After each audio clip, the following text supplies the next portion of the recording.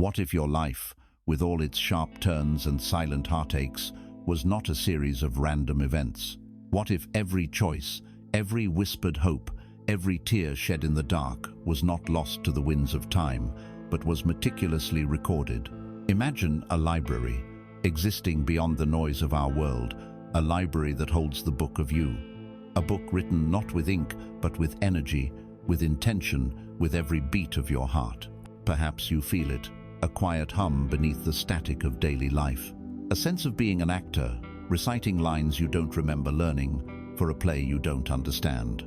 You move through your days, you meet your obligations, you smile at the right moments, but inside there is a hollow echo, the echo of a question. Is this all there is? You find yourself in repeating cycles, the same relationships with different faces, the same inner obstacles wearing new masks. It is a unique exhaustion, a soul-level weariness that sleep cannot touch. It is the fatigue of a spirit disconnected from its own sacred story. You have been searching for the script, for the director's notes, for a sign that your role has meaning. You have looked for it in success, in the approval of others, in distractions that promise peace but deliver only noise. But the script is not out there. The answers are not in the noise, they are in the silence that the noise is designed to make you fear. So I invite you now, not to escape from your life, but to turn inward toward it. I invite you into a space of profound stillness. Let the world outside fade for a moment. Let the demands and the expectations fall away like heavy coats. Here, in this quiet sanctuary of your own awareness, we are standing at the threshold, the entrance to a place you have always known, but have forgotten how to access. This is the doorway to the Akashic Records. Do not think of it as some mythical place in the clouds. Think of it as the deep memory of your own soul, the eternal hard drive of your consciousness. It is the source code of you. Here, we will not run from the past. We will learn to read it with compassion. We will not fear the future. We will learn to write it with intention. This journey is not about finding answers that someone else has written. It is about learning to read the language of your own magnificent, eternal self. It is about remembering how to hold the pen. You have stood at the threshold and chosen to enter. And the first thing you notice in this vast, quiet space is not a sight, but a sound. It is an echo, a whisper, a resonance that has been playing in the background of your life for years, perhaps your entire life. It is a language you once knew fluently, but have long since forgotten. It comes to you not in clear words, but in feelings, in nudges, in the strange and undeniable patterns that your logical mind struggles to dismiss. Think of the times you have had a sudden, inexplicable urge to take a different route home, only to learn later that you avoided an accident. Think of the moments a person's name has floated into your mind, and moments later, they call. This is not magic, this is not coincidence. This is the echo of a forgotten language. It is the first, gentle knock from the library of your soul, reminding you that it is there. This language has many dialects. The first, and most intimate, is intuition. We have been taught to mistrust it, to call it a hunch or a gut feeling, as if to diminish its profound intelligence. But your intuition is the unfiltered wisdom of your higher self, speaking directly through the vessel of your body. It does not shout, it does not argue or use logic. The mind calculates, weighs pros and cons, and often speaks from a place of fear. Fear of loss, fear of failure, fear of the unknown. Intuition, however, communicates through a simple, clean signal. It is a feeling of expansion or contraction. When a choice is aligned with your soul's path, you will feel an openness, a rightness, a quiet sense of peace in your solar plexus or your heart center, even if the choice seems illogical or frightening to your mind. When a choice is misaligned, you will feel a subtle tightening, a sense of unease, a feeling of offness that you cannot quite explain. Your body is the sounding board for your soul. It is an instrument of perfect pitch, and it cannot play a false note. The challenge is not in the instrument's accuracy, but in our willingness to listen to its music. Another dialect of this forgotten language is spoken in the theater of your dreams. Your conscious mind is a heavily guarded fortress. It is protected by the ego, the sentry who patrols the walls, armed with skepticism and past experiences. During the day, it is difficult for a new truth or a deeper insight to get past this guard. But when you sleep, the sentry nods off. The gates of the fortress are left ajar. And in this liminal space, your soul begins to communicate through symbols. Do not dismiss your recurring dreams as random firings of neurons. A dream that returns again and again is a letter that has been sent repeatedly because you have not yet opened it. Are you always being chased? Perhaps you are running from a truth you need to face. Are you trying to speak, but no sound comes out? Perhaps there is something in your waking life you feel powerless to express. The library is using the only images it can find in your mental vocabulary to tell you something vital. It is not asking you to become a dream interpreter in a technical sense, but to become a feeler of the dream's emotional core. When you wake from such a dream, before the sentry of your mind has fully returned to his post, ask yourself a simple question: how did that dream make me feel? The feeling is the message. The details are just the envelope it arrived in. Then there is the dialect of synchronicity. These are the moments that feel like a wink from the universe. You are grappling with a problem, and the lyrics of a song you overhear on the street provide the perfect answer. You decide you need to learn a new skill, and the next day, a friend mentions they know the perfect teacher. You see repeating number sequences like 11, 11 or 444. At the very moment you are contemplating a significant life change, your rational mind, the ever-vigilant ego, will rush to label these events as coincidence. It is a safe word, a word that keeps the world small, predictable, and devoid of magic. But your soul knows better. Synchronicity is the universe confirming that it is listening to your intentions. It is the physical manifestation of the energetic conversation you are constantly having with creation. These are not random accidents. They are trail markers left on your path by a loving intelligence, assuring you that you are moving in the right direction. They are the universe's way of saying, "I see you, I hear you, keep going." Yet, living in awareness of this language creates an internal conflict, a silent civil war. On one side is the whisper of your soul, the intuitive nudge, the symbolic dream, the meaningful coincidence. It speaks in a language of feeling, of resonance, of quiet knowing. On the other side is the booming voice of your egoic mind. Its job is to protect the status quo. It operates on evidence, on past data, on what can be proven, measured, and controlled. It looks at the subtle communications from your soul and finds them wanting. It cross-examines them mercilessly. Where is your proof?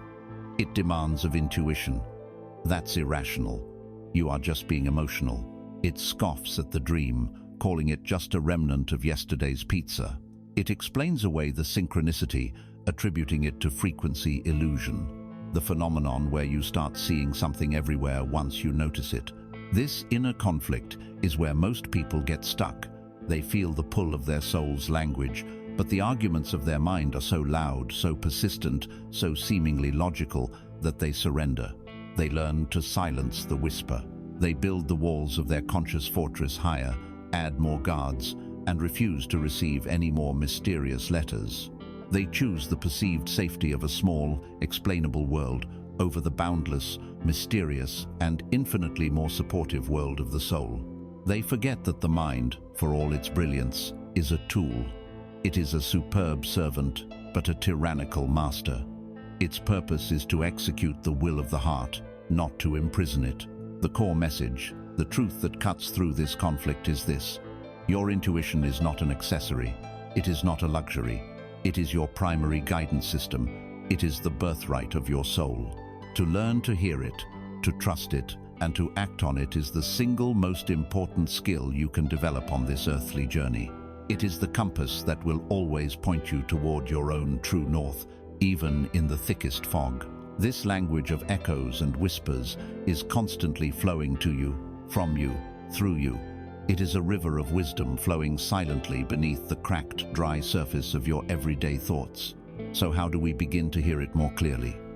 We do not need a grand ritual. We do not need to retreat to a monastery. We need only to give it one thing it has been starved of: our quiet, undivided attention. I invite you to a simple, practical act. Call it deep listening. For just 5 minutes a day, find a space where you can be undisturbed. Sit in a chair with your feet on the floor. Close your eyes. Do not try to meditate in a formal way. Do not try to empty your mind. The goal is not to silence the mind, but to listen underneath it. Simply breathe and bring your awareness into your body. Feel the weight of it in the chair. Feel the air on your skin. Then, silently, ask a simple question. Not a question for your mind to solve, but a question for your body and soul to answer. Something like, what is the quietest truth in me right now? Or, what does my soul want me to know today? And then, you do nothing. You simply listen. Do not search for an answer. Do not expect a booming voice. Listen for the subtle shifts, a feeling of warmth in your chest, a sudden sense of peace, a single word that floats into your awareness, an image that appears behind your closed eyes. Maybe for the first few times, you will hear nothing but the chatter of your mind. That is fine. You are not failing. You are simply showing up. You are signaling to your soul, to the universe, that you are ready to listen. You are turning down the volume on the outer world so you can finally hear the echo of your own inner wisdom. This practice is how you begin to relearn your native tongue. It is how you honor the divine intelligence that resides within you. This is not about abandoning logic. It is about integrating it with a deeper wisdom. It is about allowing the brilliant servant, the mind, to take its rightful place beside the gentle, all-knowing master, the soul. You are standing in the canyon of your own being. For so long you have been listening only to the wind. Now you are learning to hear the echo that does not just prove the canyon exists, but confirms the most important truth of all, that you are the one standing in it, and your voice is powerful enough to make the entire landscape sing. You are learning to feel for that great underground river, and you will soon discover that it has the power to make the most barren desert of a life bloom into a paradise. You have learned to listen for the echo, but to hear its message clearly, you need silence. And this is the great paradox of the inner journey. You stand at the entrance to a place of profound peace, but the entrance is guarded by a relentless storm. That storm is your own mind. It is a tempest of thoughts, a hurricane of worries, a constant howling wind of analysis, judgment, and fear. You seek stillness, but you are made of noise. This storm, this chaotic mental chatter, is the gatekeeper of your soul's library, and it will not let you pass easily. Let us look at this gatekeeper not as an enemy, but as a character with a very specific job. The thinking mind, the ego, is a creature of logic and survival. Its primary function is to protect you from perceived threats by analyzing the past and projecting potential dangers onto the future. It is a master strategist, constantly running simulations. What if I fail? What if they reject me? I should have said this instead. I need to prepare for that. It thrives on problems. A problem gives it purpose. A quiet, peaceful present moment is, to the thinking mind, a state of unemployment. It gets nervous, it feels obsolete, and so it creates a problem. It will dig up a memory from 10 years ago and insist you analyze it again. It will present you with a hypothetical future scenario and demand you formulate a plan. It is a loyal guard, but it is deeply paranoid. It is afraid of what it cannot control, and it cannot control the vast, timeless wisdom of your soul. It is terrified of the truths. The library might contain truths about your own power, your own responsibility, your own divinity, because those truths would render its small, fear-based job redundant. Herein lies the great battle within every seeker. There is a part of you, your soul, that yearns for the deep, restorative peace of the present moment. But there is another part, the gatekeeper mind, that is profoundly, deeply addicted to the chaos of thought. We say we want peace, but we act like junkies for our own anxiety. The mental noise is familiar. The suffering is comfortable. We know the contours of our own worries. We have rehearsed our grievances so many times they feel like a part of us. To let go of them, to step into the silence, is to step into the unknown. And the gatekeeper whispers its most terrifying lie. If you stop thinking, you will cease to exist. There is nothing but a void on the other side of this noise. And so we cling to the storm, choosing the familiar pain of our mental prison over the feared emptiness of freedom. We desire to let go, but we are terrified of what our hands will be like when they are empty. The key, the master password that calms the gatekeeper, is not a complicated mantra or a secret technique. It is a single, revolutionary realization. You are not your mind. You are not the storm. You are the sky through which the storm passes. You are not the thoughts. You are the silent, spacious awareness that witnesses the thoughts. The voice that never stops talking in your head is not you. It is a conditioned, biological, and social mechanism. You are the listener. When you truly grasp this, everything changes. The war inside you ceases because you have realized you are not one of the soldiers. You are the battlefield itself, vast and untouchable. With this understanding, you can change your relationship with the gatekeeper. You do not fight it. You do not try to kill it or banish it. To fight a thought is to give it more energy. To resist the storm is to become part of its violence. Instead, you soothe it. You acknowledge it with a detached compassion, as you would a tired, frightened child. You see it not as a tyrant, but as a deeply insecure protector who needs reassurance.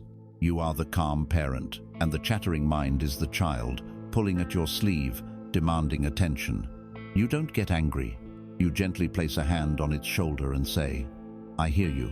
I see you are trying to protect me, but I am safe. We are safe. You can rest now." This is not just a beautiful idea, it is a practice. The most powerful way to embody this is through the simple, ancient art of observing your breath. The breath is your anchor in the present moment. It is always with you, and it is always happening now. I invite you to try this. Sit comfortably, close your eyes, and simply bring your attention to the sensation of your breath entering and leaving your body. Feel the coolness of the air in your nostrils, the gentle rise and fall of your chest or belly. Your mind, the gatekeeper, will immediately try to hijack this process. Within seconds, a thought will arise. Am I doing this right? I forgot to send that email. My back itches. This is the crucial moment. The old way was to get angry at the thought, to try and force it out.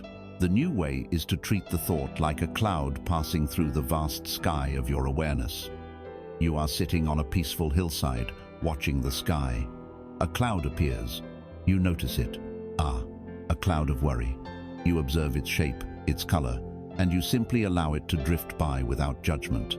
You do not grab onto it and fly away with it. You do not try to shoot it down. You just watch it come, and you watch it go. And then, you gently, kindly, return your attention to your anchor, your breath. Another cloud will come. A memory, a plan, a judgment. You notice it. A cloud of planning. And you let it drift by. You return to your breath. Over and over again. This is the practice. It is a bicep curl for your consciousness. Each time you notice you have been carried away by a thought, and you gently return to your breath, you are strengthening your muscle of awareness. You are teaching the gatekeeper, through calm repetition, that it does not need to be in charge. You are demonstrating that you, the silent watcher, are in command. At first, the space between the clouds will be very brief, maybe only a second or two. But with practice, that space begins to widen. In that space, there is no thought. There is no past, no future. There is only a profound stillness. This stillness is not the terrifying void the ego warned you about. It is a fullness, a presence, a vibrant, intelligent peace. This is the lobby of the library. This is the quiet antechamber where your ears adjust so you can hear the whispers of your soul. Think of your mind as a lake. For most of your life, the wind has been blowing relentlessly. The surface of the lake has been a choppy, chaotic mess. The water is full of churned-up sediment. It is impossible to see the bottom, and the reflection of the sky on the surface is broken into 1,000 distorted pieces. The practice of watching your thoughts without judgment is the process of the wind dying down. As the thoughts are allowed to pass without being fought or clung to, the surface of the lake grows still. The sediment begins to settle. The water becomes clear. For the first time, you can see the treasures, the wisdom, the ancient stones that lie on the lakebed of your being. And the surface of the water becomes a perfect, flawless mirror, reflecting the true nature of the sky, the true nature of reality, without distortion. This is the goal. Not to have a mind that is empty of all thoughts, but to have a mind that is a calm, clear lake. So when an intuitive Haita whisper from the librarians on the surface, it creates a clean, clear ripple you can easily perceive. On a stormy lake, that same whisper would be swallowed by the waves, unnoticed. Calming the gatekeeper is not an act of suppression, but an act of profound self-love. It is the decision to stop being a slave to the storms of your own creation and to remember the vast, peaceful, powerful sky that you have always been and will always be. As the storm of the mind subsides and the surface of the lake grows still, you begin to perceive something new. Beyond the silence, there is a structure, an architecture. The inner world is not a formless void. It is a meticulously organized space, a living matrix of energy. And the fundamental principle of this architecture, the physics that governs this entire inner reality, is vibration. You already know this language intimately, even if you do not use the word. You know it in your body. Walk into a room where an argument has just occurred. The air feels thick, heavy. You can almost taste the tension. That is a low, dense vibration. Now, think of a time you were with a group of people erupting in genuine, heartfelt laughter. The feeling is one of lightness, of expansion, of an energy that seems to sparkle in the air. That is a high, refined vibration. You speak of people having good vibes or bad vibes. You say that some people drain your energy while others uplift you. These are not just figures of speech. They are accurate perceptions of an energetic reality that is as real as the chair you are sitting on. Every single thought you think, every emotion you feel, every word you speak is not an isolated event that disappears. It is a wave of energy, a specific frequency that you broadcast into the universe. The contracted, tight energy of fear has a very different vibrational signature than the open, warm, radiant energy of love. Resentment is a slow, sticky, discordant hum. Gratitude is a high, clear, harmonious chime. Your being is an orchestra, and you are constantly playing a symphony, whether you are aware of it or not. Our modern, materialistic world has taught us to discredit this knowing. The skeptical part of our mind, the gatekeeper, dismisses these perceptions. It's just a mood, it says. It's just chemicals in your brain, adrenaline or serotonin. It attempts to reduce the sacred, resonant experience of life to a sterile, mechanical equation. And so, a conflict arises within you. The conflict between what your heart and body know to be true, that your energy, your state of being, is a real force that shapes your experience, and what your conditioned mind insists is the only reality, the world of solid objects and measurable data. To continue on this inner journey, you must give yourself permission to trust your felt experience more than your inherited skepticism. You must be willing to accept that what you feel is not just a reaction to reality, but a fundamental component in creating it. The subtle energy of your being is the most powerful force you possess. This principle of vibration is the key to understanding how the Akashic Library is organized. It is not filed like a human library, with books arranged alphabetically by author or chronologically by date. Its cataloging system is purely vibrational. Imagine it as an infinite radio dial. Every possible frequency has its own station. There is a frequency for despair, and on that station, every thought, memory, and experience of despair from all souls, across all time, is stored. If you tune your personal energy to despair, you will resonate with that station, and you will receive its broadcast more thoughts and feelings of despair. There is another frequency for unconditional love. On this station, every moment of pure, selfless love is recorded and broadcast. If you can tune your being to that frequency, you will access its wisdom, its memories, its profound grace. This is why you cannot solve a problem from the same level of consciousness that created it. You cannot find the answer to your financial fears while you are tuned to the frequency of lack and panic. The solutions simply do not exist on that bandwidth. The answers to fear are on the frequency of trust. The answers to anger are on the frequency of compassion. The answers to loneliness are on the frequency of connection. To access the wisdom of the library, you do not force your way in. You simply adjust your own tuner. You attune your personal vibration to match the frequency of the information you seek. This is the secret. You become a vibrational match for the reality you wish to experience and the wisdom you wish to receive. This transforms you from a passive victim of your moods and feelings into a conscious creator of your energetic state. You become the radio operator, deliberately choosing which station to tune into. So how does one do this? How do you consciously change your frequency? It is a practice built of small, deliberate choices. One of the most powerful and accessible ways is through gratitude. Gratitude is not simply saying thank you. It is a profound vibrational shift. The energy of complaint, of focusing on what is wrong and what is missing, is a low-frequency state. Gratitude instantly retunes your entire being to the frequency of abundance, of acknowledging what is good and what is present. Right now, you can try this. Pause your analytical mind. Bring to your heart 3 specific things you are genuinely grateful for. It can be as simple as the warmth of the sun on your skin, the taste of clean water, or the memory of a kind word someone once shared with you. Do not just think the thought, feel the feeling. Allow the warmth of true appreciation to swell in your chest. In that moment, you have just consciously changed your vibration. You have turned the dial. Another powerful tuner is nature. The natural world operates on a baseline of harmony and coherence that can instantly recalibrate our often chaotic human energy fields. The steady, ancient rhythm of a forest, the vast, cleansing power of the ocean, the simple, quiet life force of a plant on your windowsill. These are powerful vibrational anchors. Walking barefoot on the earth, a practice known as grounding or earthing, can literally discharge the frenetic, anxious energy from your system and return you to a state of balance. Nature does not hurry, yet everything is accomplished.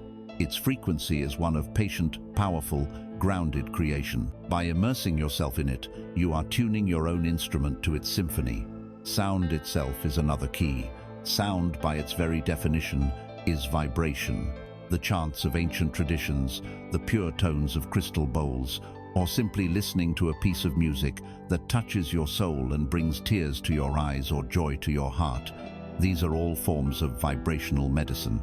They bypass the analytical mind and speak directly to the cells of your body, reminding them of a more harmonious frequency. Pay attention to the sonic diet you feed yourself. Is it filled with the discordant energy of angry news and violent media, or with sounds that soothe, inspire, and elevate your spirit? Your intuition, that forgotten language, can be seen now in a new light. It is your personal vibrational compass. Your emotional guidance system is the needle of that compass. When you are thinking a thought or about to make a choice that is aligned with your soul's path, the needle points to true north, and you feel a sense of expansion, joy, relief, or peace. These good feelings are your soul's way of saying, yes, this way. When you are entertaining a thought or a choice that is out of alignment, the needle swings away, and you feel a sense of contraction, anxiety, anger, or dread. These bad feelings are not a punishment. They are simply directional information. They are the compass lovingly telling you, you are headed away from your desired destination. Please reconsider. Learning to read the subtle shifts in your emotional energy is learning to read the most accurate map you will ever have. It guides you, moment by moment, toward the frequencies that hold your highest good and the deepest wisdom. The library is constantly showing you the way. You only need to learn to feel the directions. You are the architect of your inner world, and your vibrational state is the foundational material with which you build. As you stand within this silent, vibrant architecture, you begin to understand that you are not just a visitor, you are a contributor. You have a place here. The guide of your inner awareness now directs your attention away from the grand cosmic principles and toward a single specific volume. There, on a shelf that seems to hum with a familiar energy, is a book that is uniquely yours. It is bound not in leather or cloth, but in a substance that looks like solidified light, shimmering with the colors of your deepest emotions. This is the book of you. This is your sacred record. And what is your first reaction to this sight? Be honest. As you approach this chronicle of your soul, the gatekeeper mind, the inner critic, rushes forward with its familiar litany of inadequacy. Perhaps a wave of shame or disappointment washes over you. My book, the critic scoffs. It must be a very thin volume, a short, boring story. You immediately begin to compare it to the imagined tomes of others. You envision the epic sagas of heroes, the dense, philosophical treatises of saints, the thrilling adventures of artists and leaders. And next to them, your own story feels small, domestic, and unremarkable. You think of your mistakes, your perceived failures, your ordinary days filled with mundane tasks. You believe your book is filled with crossed-out sentences, ink blots of regret, and long, empty chapters where nothing of significance seemed to happen. This feeling of being less than is one of the most painful illusions of the human condition. It is the core belief that your life, in its quiet, everyday reality, is not worthy of a sacred record. But you must understand, the library of the soul operates on a completely different value system than the world of the ego. The ego measures worth by external achievements, wealth, status, recognition, applause. The soul, the librarian of this sacred space, measures worth by a single criterion: authenticity. It is not concerned with how many battles you won, but with the courage you showed up with. It does not tally your accomplishments, but it feels the vibrational quality of the love you were willing to give and receive. It does not judge the chapters of pain and darkness. It honors them as the places where your light learned to shine most brightly. The most revered books in this library are not always the ones with the most dramatic plots, but the ones written with the most honesty, the ones where the author dared to be vulnerable, to be broken, and to put themselves back together, piece by piece. Look closer at your book. Do not look with the eyes of your critic, but with the eyes of your soul. Feel its presence. The binding is not generic. It is woven from the unique frequency of your spirit. The pages are not made of paper, but of compressed moments of your conscious awareness. The ink is your emotional energy, the fiery red of your passion, the deep blue of your sorrow, the brilliant gold of your joy, the soft silver of your peace. Every single moment of your life is a sentence in this book. The moment you took your first breath is the opening line. The quiet act of kindness you showed a stranger, which you have long since forgotten, is a beautiful, illuminated verse. The time you chose integrity when no one was watching is a chapter that rings with a clear, heroic chord. The dark night of the soul you endured, when you felt utterly alone and broken, is not a stained or ruined section. It is a passage written in an ink of profound resilience, a passage that future readers other aspects of your own soul or other souls entirely will turn to for strength.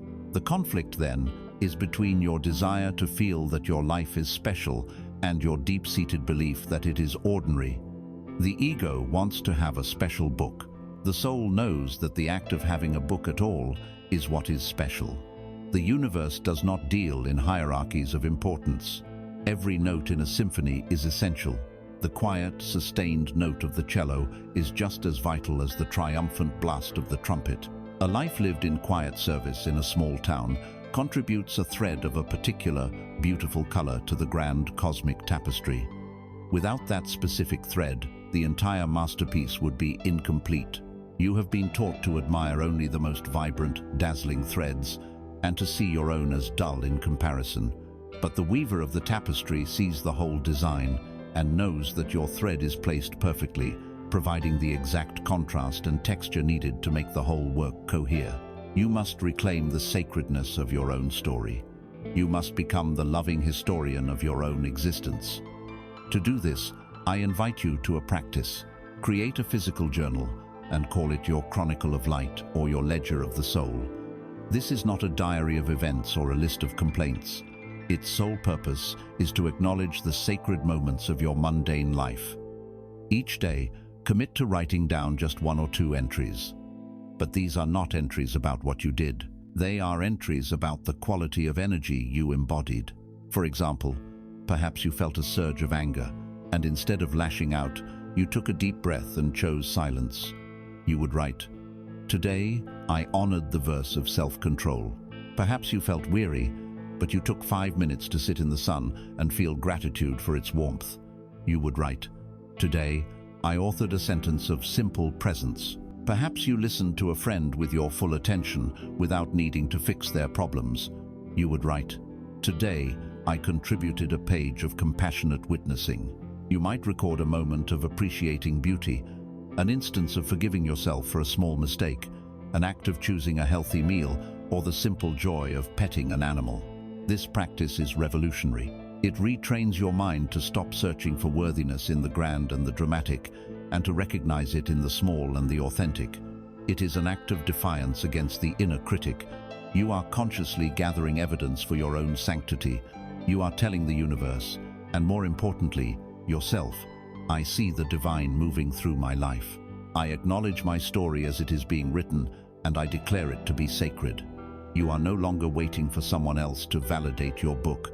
You are picking it up, feeling the weight of it in your own hands, and beginning to read it with the reverence it deserves. Every soul's record is a unique exploration of consciousness. Some souls choose to explore themes of leadership and public influence. Others choose to explore the depths of solitude and contemplation.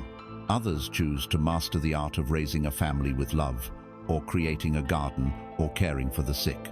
None is better than another. All are vital, fascinating, and courageous experiments. The only tragedy is for a soul to live its entire life believing its experiment was insignificant. So release the need for your story to be an epic. Let it be a poem, a quiet novella, a collection of short, poignant moments. It is yours. It is real. It is recorded in the eternal archives of creation with the utmost care and love. Every time you choose love over fear, compassion over judgment, courage over comfort, you are writing a new, beautiful line in your book. Your life is not a preamble to something more important. This is it. This is the main event. You are, right now, in this very moment, writing the sacred text of your own becoming. The universe is not waiting for the book to be finished to decide if it is worthy. It has held a space for it on the most sacred shelf from the very beginning. Your only task is to believe it, to own it, and to honor it by continuing to write your truth, one authentic, precious moment at a time. You have acknowledged your book, this sacred record of your soul. You have felt its weight and its worth. Now, let us examine the very substance with which it is written. The story of your life is not inscribed with disappearing ink, fading with the passage of time. Every mark, every letter, every sentence is indelible. It is written with an ink that has its own life, its own energy, its own consequence. This ink is the law of karma. Forget everything you think you know about that word.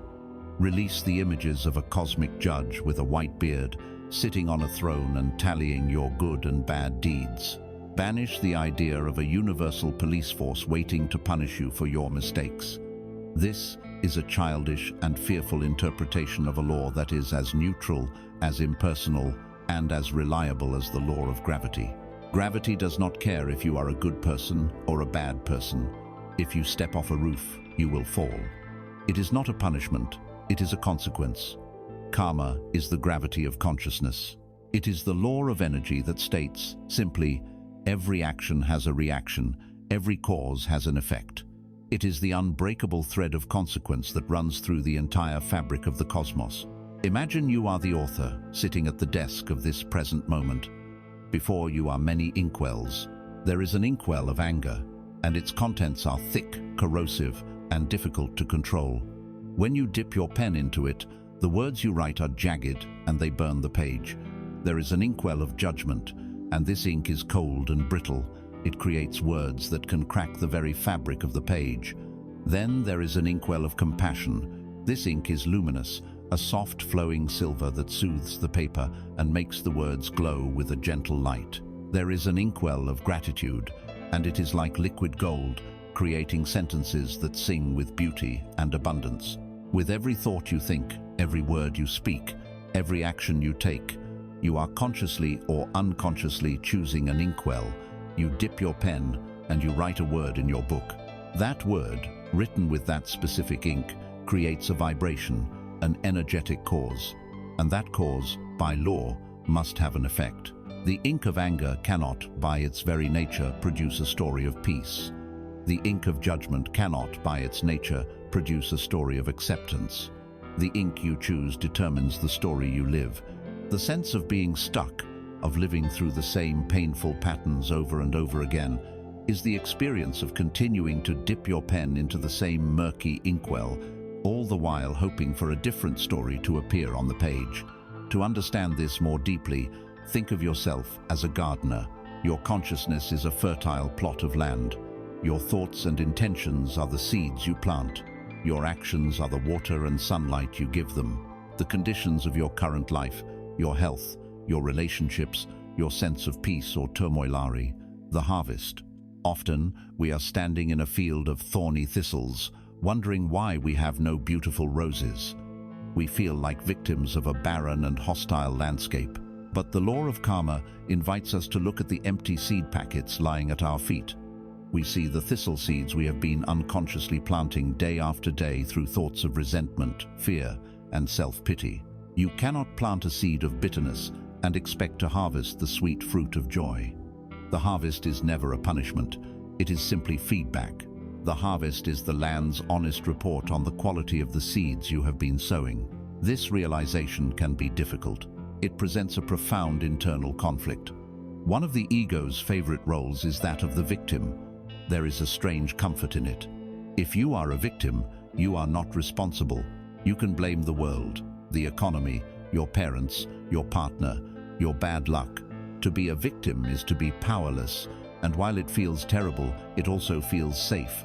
Nothing is required of you but to complain and endure.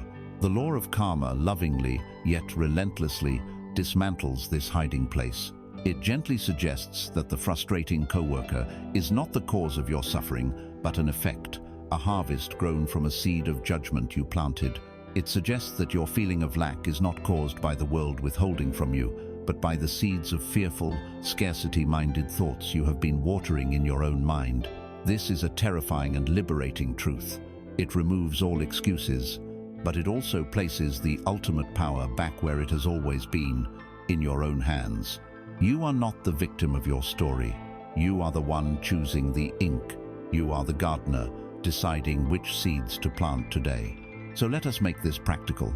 I invite you to become a neutral investigator of your own life, not a judge, not a critic, but a calm, compassionate detective. The next time you find yourself in a familiar, recurring, and unpleasant situation, a pattern you lament as bad luck, I invite you to try this practice. First, identify the harvest. What is the unwanted fruit? For example, I had another argument with my partner about the same small issue. Second, instead of blaming the other person or the situation, gently ask, what was the seed for this? And begin to trace the event backward in time with genuine curiosity. The argument, the harvest, didn't come from nowhere. It came from the tense words you both exchanged, the plant beginning to sprout. Those words came from the resentful silence you held all evening, the watering of the seed. That silence came from the angry thought you had in the afternoon. They never appreciate what I do, the seed itself. That seed thought might have been one of thousands just like it you've planted over the months. Suddenly, you see the clear line of creation. You see that the argument was not a random misfortune, but the logical, predictable blooming of a seed you have been carefully cultivating. This act of tracing is not for self-blame. Guilt is just another low-frequency inkwell. The purpose is awareness, an aha moment. Oh, I see how I co-created this. In that single moment of clear seeing, you reclaim your power. You see the pattern not as a curse, but as a feedback loop. The universe, through the law of karma, is simply showing you, when you plant this seed, this is what grows. Do you like this harvest? If not, you are free, at any moment, to choose a different seed. This is the ultimate freedom. You are not chained to your past karma. The story of your past has been written, and the ink is dry. But the page of this present moment is blank. The inkwells are sitting before you. You can look at the field of thistles around you, understand how they grew, and then, with conscious intention, you can choose to plant a single rose seed. You can choose a thought of forgiveness, You can choose an action of unsolicited kindness. You can choose a moment of genuine gratitude. At first, it is just one small seed in a field of weeds, but you plant another the next day, and another, and you water them with your attention and your intention. And soon, a new garden begins to grow. This is the law. It is precise, it is impersonal, and it is unfailingly just. Every energy you release, from the grandest gesture to the most secret thought, is a boomerang you throw into the cosmos. It will make its journey, and it will return to you. Do not fear this law, revere it, use it. It is your greatest tool for becoming a conscious author of your life. Your current reality is not a life sentence. It is a diagnostic report showing you exactly what kind of energy you have been broadcasting, so that today, in this sacred, powerful moment, you can finally choose the ink you truly desire.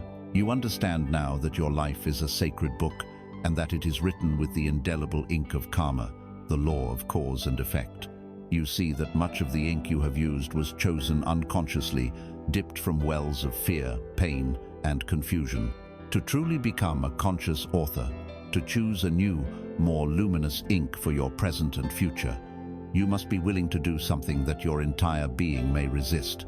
You must be willing to turn back the pages, not to live there, not to become lost in the sorrows of old chapters, but to read them with new eyes, to bring the light of your present awareness into the dark rooms of your past, and in doing so, to heal the old wounds that have dictated your story for far too long.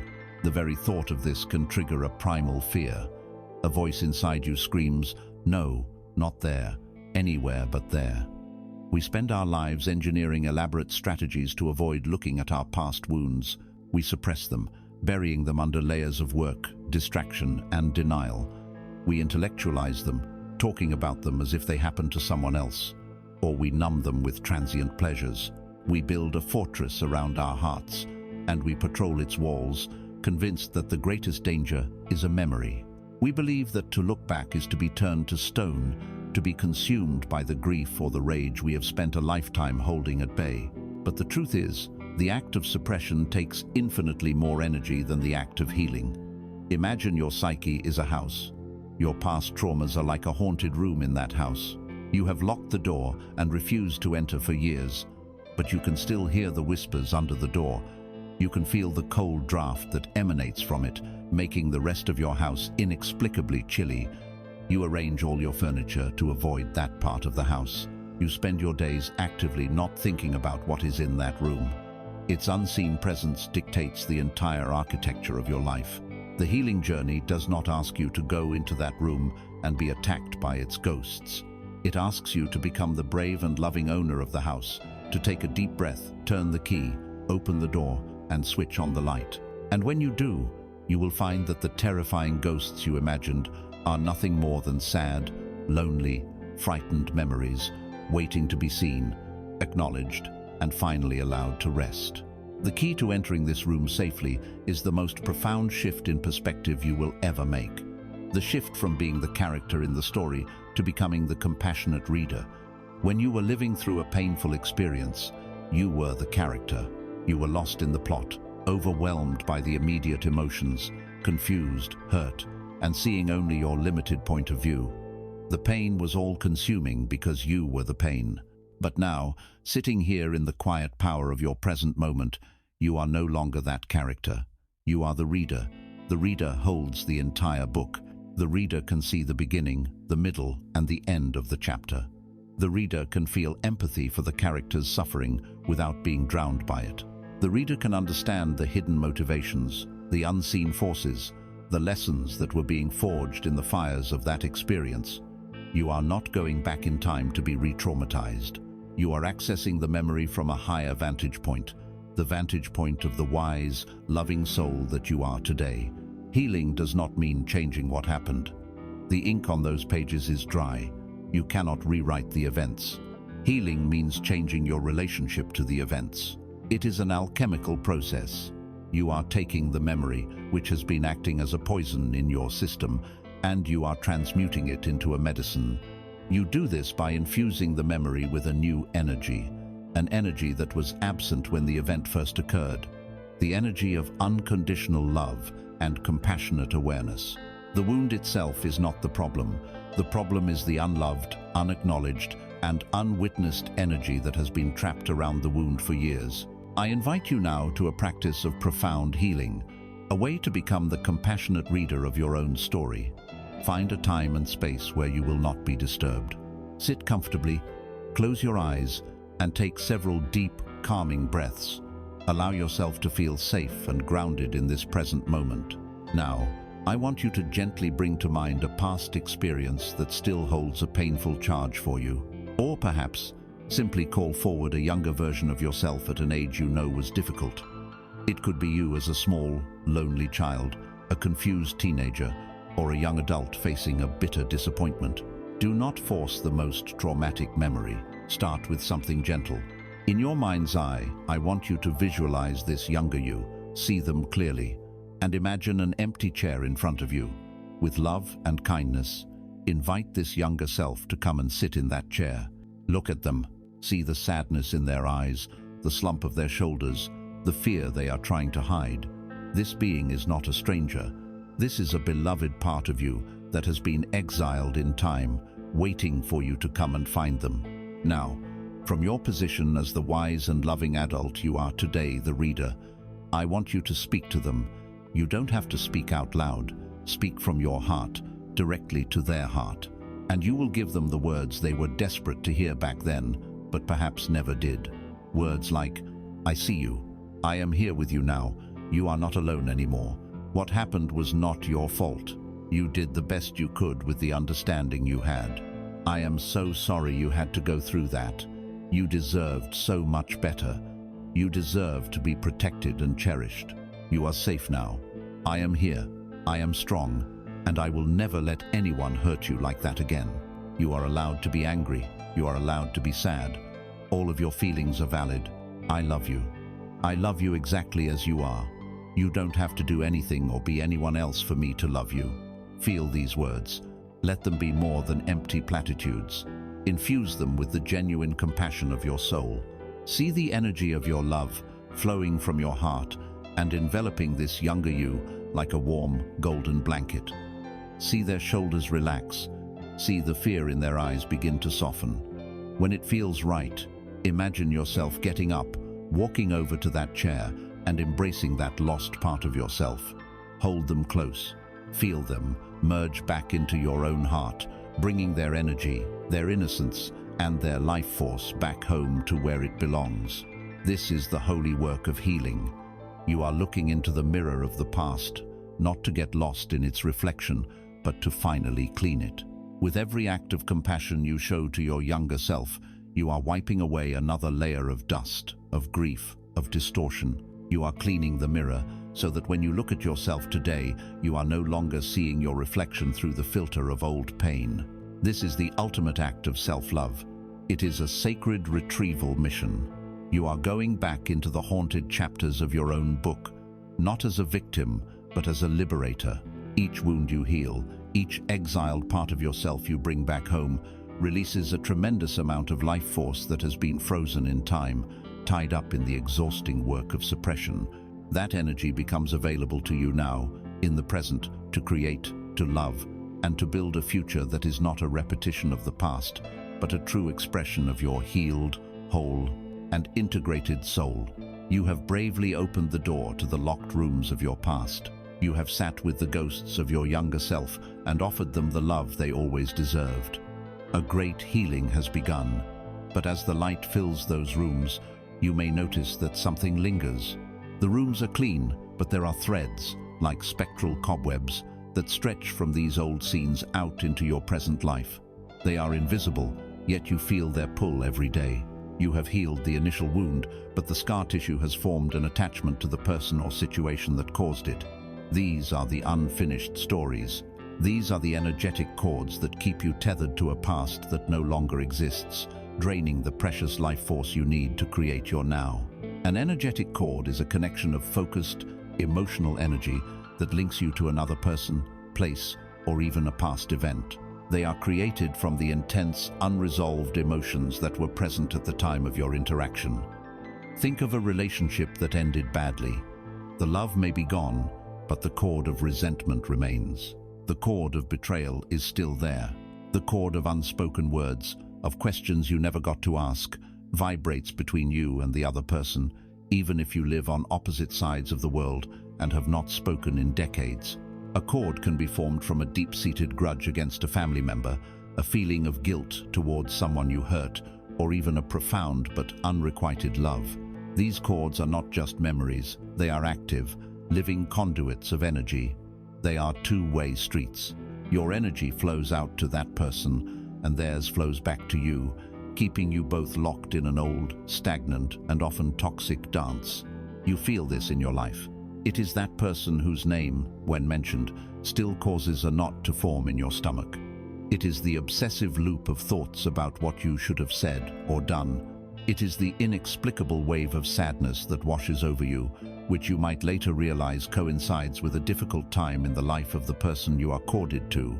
You are like a ship that has decided to set sail for a new continent, but you have failed to pull up all the anchors. You rev your engines, you point your bow toward the horizon, but you find you can only move in circles, always pulled back toward the same familiar, painful shoreline.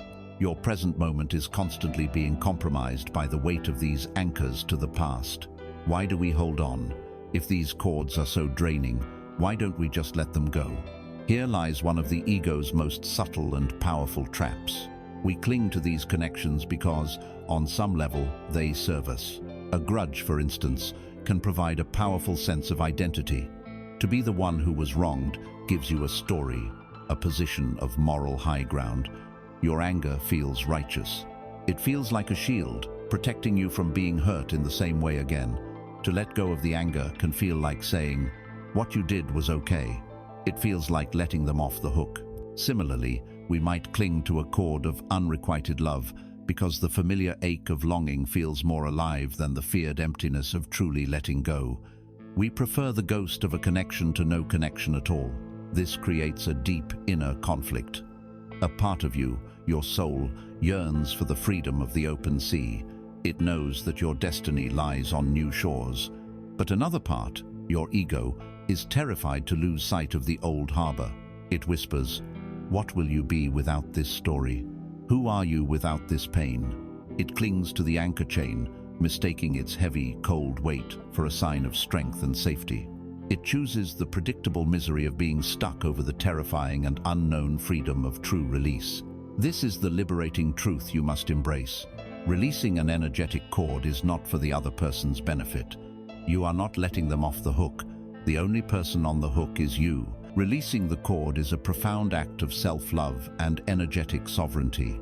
It is a declaration to the universe that you will no longer allow your precious life force to leak into a story that is over. You are not erasing the chapter. You are simply writing the words, "The end," at the bottom of the page, so you can finally turn to a fresh, clean sheet. You are the captain of your ship, and you do not pull up the anchor to do the anchor a favor. You pull up the anchor so that your magnificent vessel can finally be free to sail. I invite you to perform a ritual of release. This is not just a mental exercise. It is a real, energetic procedure with tangible effects. Find a time when you can be alone and quiet. First, identify who or what you wish to cut a cord with. Bring this person or situation to mind. Now, take out a piece of paper and a pen. You are going to write a letter that you will never, ever send. This letter is your chance to say everything that was left unsaid. Do not censor yourself. Pour all of it onto the page. The raw anger, the deep hurt, the bitter disappointment. Write down the questions you never got to ask. Express the love that was never received. Acknowledge the good memories alongside the bad. Empty your heart and mind onto the paper until there is nothing left to say. This act of writing brings the unconscious patterns into the conscious light. When you are finished, you can burn the letter safely or tear it into tiny pieces as a physical symbol of release. Now, for the energetic severance. Close your eyes. Ground yourself, feeling your connection to the earth beneath you. In your mind's eye, visualize the person or situation standing before you. See them bathed in a gentle, neutral light. This is not about confrontation. This is about closure. Next, I want you to become aware of the cord or cords that connect you. They may appear as ropes, tubes, chains, or simple threads of light. See where they connect to your body, perhaps your heart, your stomach, your head. Acknowledge what each cord represents. You can say silently, I see this cord of resentment. I see this cord of guilt. I see this cord of attachment. Now, speak from your heart to this person or situation. Say, thank you for the journey we shared. Thank you for the lessons you were a part of teaching me. I see now that we were both doing the best we could with the awareness we had at the time. But this story is complete. This contract is fulfilled. Then, state your powerful sovereign intention. Say clearly and firmly, I now release you with love and compassion for your highest good. And I now release myself for my highest good. I reclaim all of my energy that has been tied up in this connection. I send back to you any energy of yours that I have been holding on to, cleansed and purified. We are both free. We are both complete. As you say this, visualize a powerful tool in your hand. It could be a brilliant sword made of golden light, a pair of shining ethereal scissors, or the hand of an angel. With a clear and decisive motion, see yourself cutting through every single cord. See them sever cleanly and instantly. Watch as the ends of the cords attached to the other person dissolve or are gently pulled back into their being. Watch as the ends of the cords attached to you retract smoothly back into your own body, returning your own life force to you. Feel your energy, your power, your vitality coming home. Finally, see the other person turn and walk away peacefully, dissolving into light.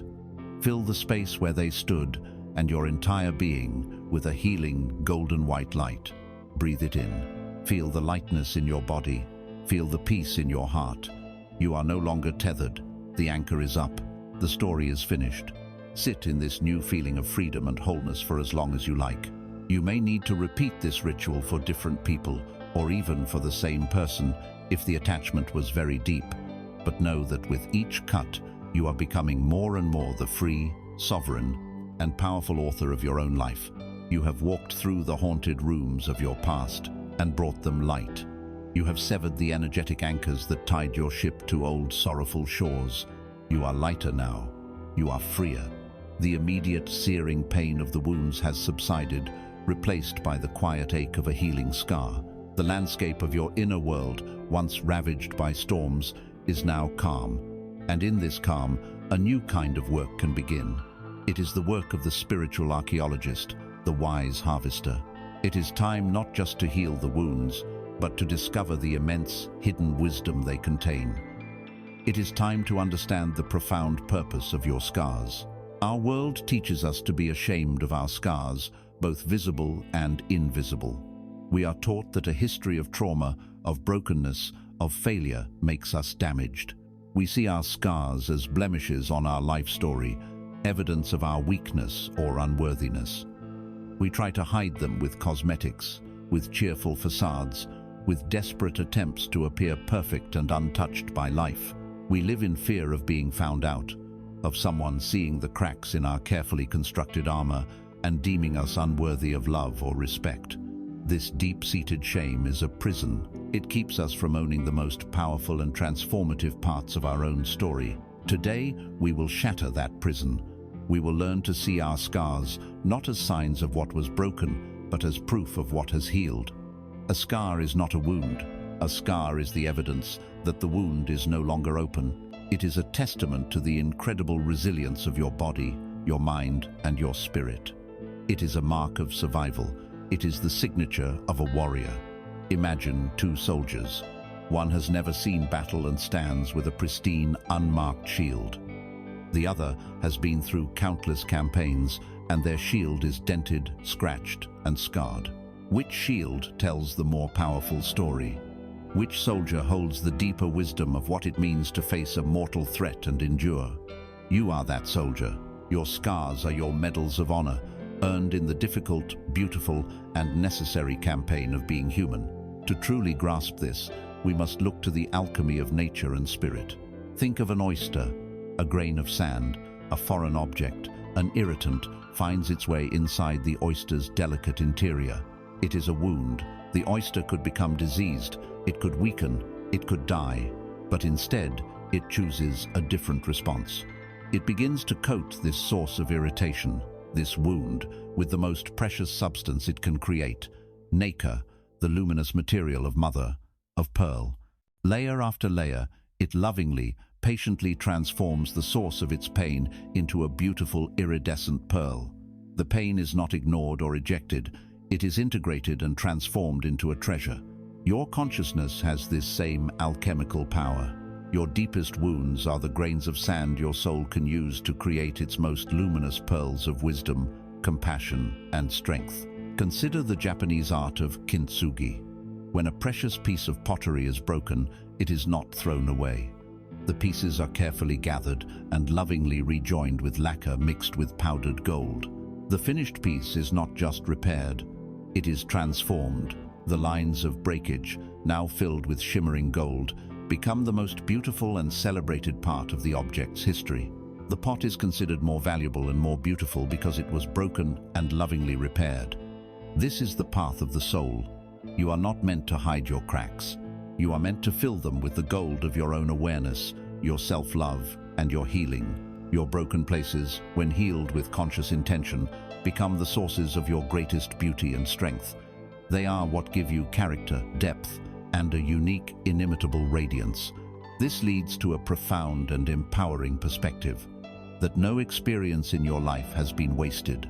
From the highest vantage point of your soul, every challenge, every heartbreak, every dark night was part of a purposeful curriculum. It was a lesson chosen by you, for you, to facilitate your own evolution. This does not mean your human self wanted the pain or that the hurtful actions of others were justified. It means that your wise, eternal soul knew that only by facing that specific pressure could you forge the diamond of a specific strength. Only by enduring that fire could you temper the steel of your resilience. The universe is not a random, chaotic battlefield. It is a grand, cosmic classroom, and your life is your own, unique, and perfectly designed course of study. The scars are simply the marks on your soul's transcript, showing which lessons you have passed. So let us begin the practice of extracting the wisdom from a scar. Choose a past challenge that you have already worked on, one where the immediate emotional fire has been put out, where the cords have been cut. It could be the end of a relationship, the loss of a job, a period of illness or depression. Find your quiet space. Now, hold the memory of that challenge gently in your awareness, as if holding a complex, multifaceted jewel up to the light. You are not reliving the pain. You are examining the pearl. And you will ask it a series of questions with genuine, open-hearted curiosity. Let the answers arise from the quiet wisdom within you, not from your analytical mind. First, ask, who was I and what did I believe about myself and the world before this experience? Next, ask, in what specific way did this challenge force me to become stronger than I ever thought I could be? Where did I have to dig deep to find a strength I didn't know I possessed? Then, ask, what new capacity was born in me as a result of this? Did I learn true compassion? Did I discover the meaning of resilience? Did I find a fierce voice to protect myself where before I was silent? Did I learn how to ask for help? Did I finally learn to forgive? Now, a deeper question. How did walking through this fire deepen my empathy for others?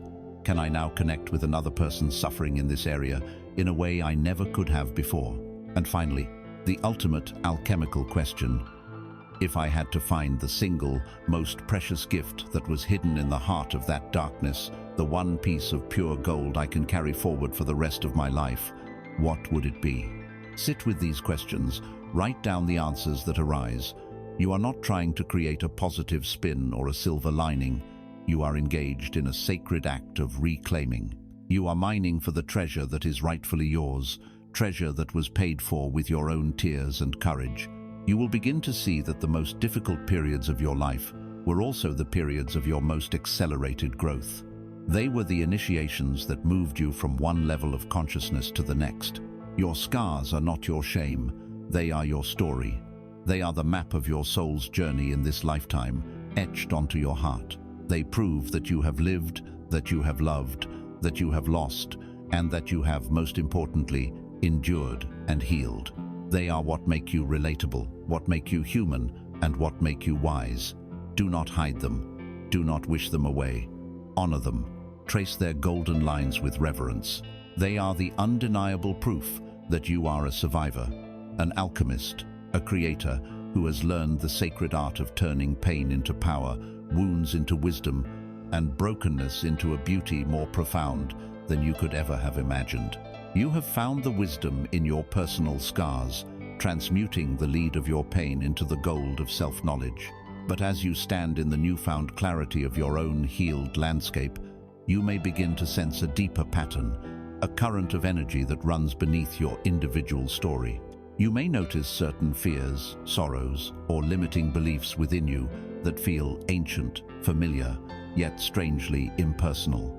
You might carry a profound and inexplicable sadness that doesn't seem to belong to any event in your own life, or a persistent anxiety about survival, even when you have always been safe. These are the ancestral echoes. These are the whispers of your bloodline. You have come to understand your own book, but now you realize it is not a standalone volume. It is part of a vast, multi-generational family saga, housed in a single, connected wing of the Great Library. Your life is a chapter in this saga, and you, as the current author, have inherited not only the strengths and gifts of the authors who came before you, but also their unfinished stories, their unresolved griefs, and their unhealed wounds. This is not a metaphor, it is an energetic reality. Just as you inherit your eye color or the shape of your hands, you can inherit the energetic signature of your ancestors' most profound traumas and limiting beliefs. This is the weight you sometimes feel, the carrying of a burden that is not entirely your own. This is a subtle and often confusing experience. You might see a pattern of financial struggle repeat itself, generation after generation, turning into a family belief system. We are people who have to work hard for every penny. You might observe a legacy of broken relationships, creating a deep, unspoken fear of intimacy that you then find yourself grappling with. Perhaps there is a history of unspoken grief, of losses that were never properly mourned, leaving a residue of melancholy that now clings to you like a damp mist. These patterns are energetic heirlooms, passed down from parent to child as surely as any physical object. They are the background music of your family line, and you have known the melody your entire life, even if you never knew who composed it. To become aware of this is to stand at the crossroads of a powerful inner conflict. It is the conflict between love and freedom, between loyalty and evolution. Your family is your tribe. A deep, primal instinct drives you to belong, to be loyal to the tribe's customs, beliefs, and even its dysfunctions. To challenge an ancestral pattern can feel like a betrayal. Who are you to break the chain? Who are you to declare that the familiar, shared suffering of your family is no longer acceptable for you? The guilt can be immense. It feels like you are saying, the way you have all lived is wrong. It can feel like you are exiling yourself from the one group you are meant to belong to. And so, you face a choice. Do you remain loyal to the pain of your ancestors, carrying the torch of their anxiety or their anger into the next generation out of a misguided sense of duty? Or do you find the courage to love them and yourself enough to finally put the torch down? You must understand this critical truth. Perpetuating their suffering is not an act of honor. The greatest act of love and honor you can possibly pay to your ancestors is to heal. It is to become the one who is brave enough to stop the transmission of pain. It is to be the one who says, "This suffering stops with me."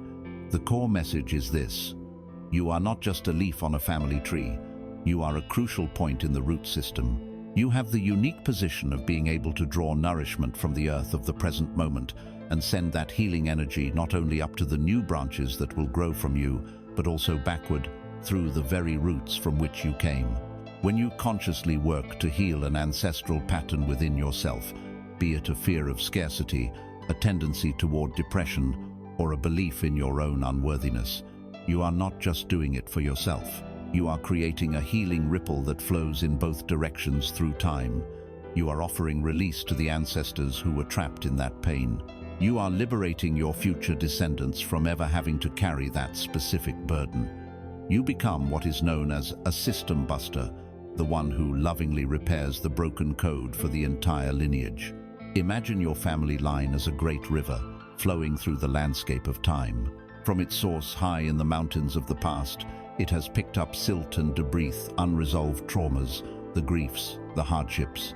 By the time the river reaches you, its waters may be murky, its flow sluggish.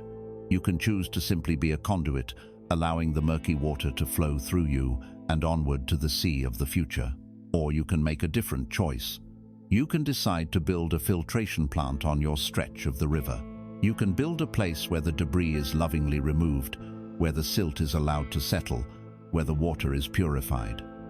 From you onward, the river flows clear. This is not an act of judgment against the river's source. It is an act of profound service to the entire river system. I invite you to this sacred work. I invite you to build your filtration plant through a ritual of honor and release. Find your quiet space. You may wish to light a candle to represent the light of consciousness. You might hold a photograph of your parents or grandparents, or simply bring their faces and spirits to mind. First, begin with honor. This is the most crucial step. You cannot heal what you hold in judgment.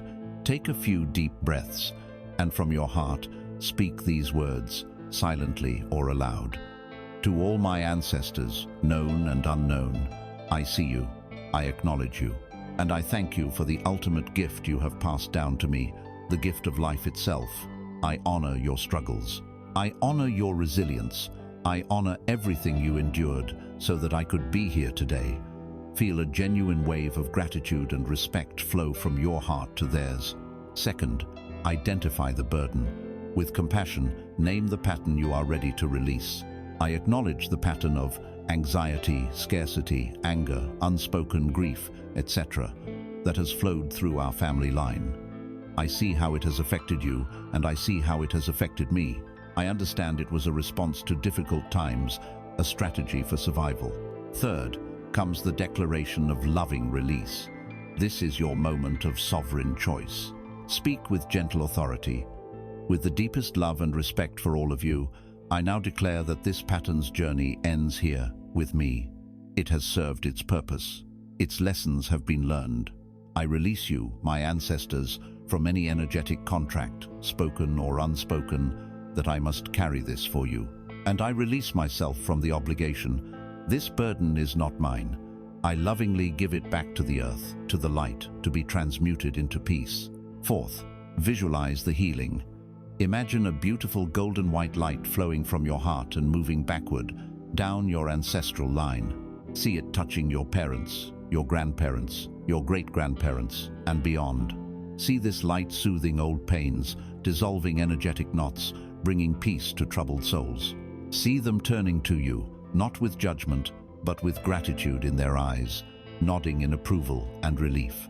Feel the collective weight lifting from the entire family system. Finally, affirm your new reality. Place your hands on your heart and say, I am free. You are free. We are free.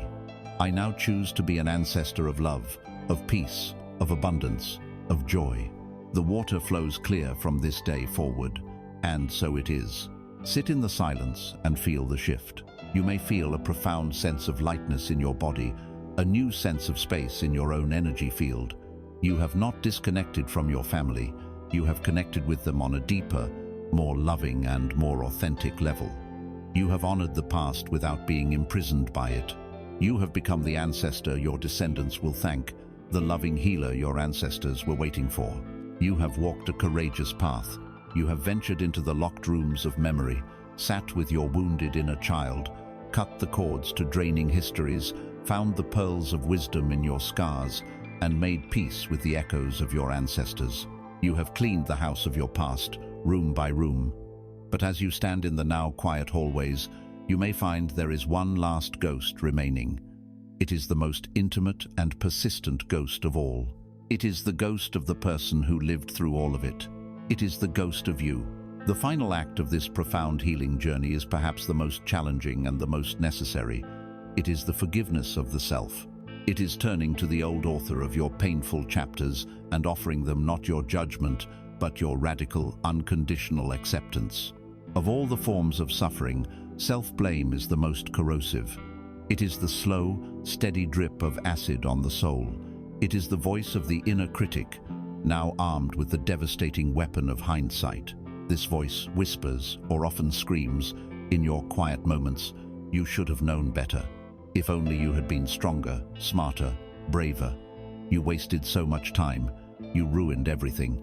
Each of these thoughts is a turn of the knife in an old wound, preventing it from ever truly becoming a clean, peaceful scar. This is the tyranny of the if only. It creates a fantasy world, a parallel past where you were a perfect, enlightened being who made all the right choices. You then torture your present self for failing to live up to this impossible fiction. This is a cruel and unwinnable game. It is the source of all regret, and regret is the poison we drink ourselves, hoping the past will somehow die. This endless cycle of self-recrimination stems from a deep inner conflict, the ego's demand for perfection versus the soul's purpose of evolution. Your ego believes you should have arrived in this life fully formed. It believes mistakes are a sign of fatal flaws. It looks at your past and sees a litany of errors to be ashamed of. The soul, however, looks at the same past and sees a necessary and beautiful curriculum. It knows that you did not come here to be perfect. You came here to learn. You came here to experience contrast, to make choices from a place of limitation in order to earn wisdom, to fall in order to learn the strength it takes to get back up. From the soul's perspective, your mistakes were not failures. They were the very lessons you signed up for. They were the curriculum itself. To condemn yourself for having made them is like enrolling in a university and then berating yourself for not knowing the subject matter on the first day of class. The key to unlocking this prison of self-judgment is to fully embrace the metaphor of the old author. The person you were 5, 10, 20 years ago, the one who made that decision you now regret, who stayed in that relationship too long, who acted out of fear or ignorance, was a different author than the one you are today. Think of them. That old author was working with a completely different set of tools. Their level of consciousness was different. Their mind was filled with more fear, more societal conditioning, more unhealed personal and ancestral trauma. The map they were using to navigate the world was incomplete and full of distortions. They were doing the absolute best they could to write a story of survival and safety, using the limited understanding and emotional resources they had at their disposal. You, the person reading this now, are a new author. You have more wisdom, you have more data, you have done the healing work, you have cleaned the lens of your perception. You are operating on an upgraded internal system. To look back and judge the old author for not having your current level of clarity is both profoundly unfair and illogical. It is like a master painter looking back at their childhood drawings and screaming at the child for their lack of perspective and shading. The master's skill exists because of the child's clumsy, earnest attempts. Your wisdom today exists because of the old author's supposed mistakes. Their choices, born of their limitation, were the very seeds that grew into the tree of your present awareness. You owe them not your condemnation, but your deepest gratitude. I invite you to make this forgiveness a tangible act. Let us move this from a concept in your mind to a healing in your heart. Find your quiet space. Bring to mind a specific choice or period in your past for which you still carry a heavy burden of self-blame. See the version of you who lived it. Don't just remember the event, remember the person. Visualize that old author, that younger you, see their face. Feel their anxiety, their confusion, their desperation, the limited world they saw around them. Now, as the wise and compassionate being you are today, begin a dialogue with them. You can write it as a letter, or simply speak the words in the sanctuary of your own mind. Begin with acknowledgement. I see you. I remember you. I remember how hard that was. I remember the pressure you were under and the fear you felt every single day. Next, offer them the gift of understanding. I want you to know that I understand why you made that choice. I see the limited options you thought you had. I see the beliefs that were driving you. You were doing the very best you could with what you knew. You could not have known what I know now. That clarity had not been earned yet. There was no other choice for you to make from the level of consciousness you were at. Now comes the sacred moment of release. Look that past self in the eyes and say, with all the sincerity of your soul, and so, I forgive you. I forgive you completely and unconditionally. I forgive you for not being perfect. I forgive you for being scared. I forgive you for the consequences of your choices. I release you from the prison of my judgment. I release the story that you were flawed or broken. You were not. You were learning. I release all of it. You are forgiven. Feel the immense energetic relief of those words. Feel the chains of decades of self-blame falling away. And finally, the highest step, gratitude. And now, I thank you. Thank you for being brave enough to live through that experience. Thank you for making that mistake, because without it, I would not have the strength, the compassion, or the wisdom that I cherish in myself today. Your painful chapter was the necessary foundation for my peaceful one. Your service to my soul's journey is complete, and I honor you for it. Imagine pulling that forgiven, honored, and understood version of yourself into a loving embrace. Feel them dissolving back into your heart, not as a source of shame, but as an integrated, respected part of your whole being. You are no longer at war with your own history. This is radical self-acceptance.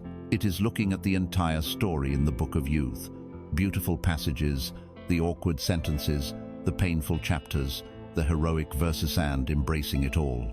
It is the deep, quiet, unshakable peace that comes from knowing that it was all necessary. It was all sacred. It was all part of the journey. The inner war is over. You can finally lay down your arms. When you look back now, there is no anger, no regret.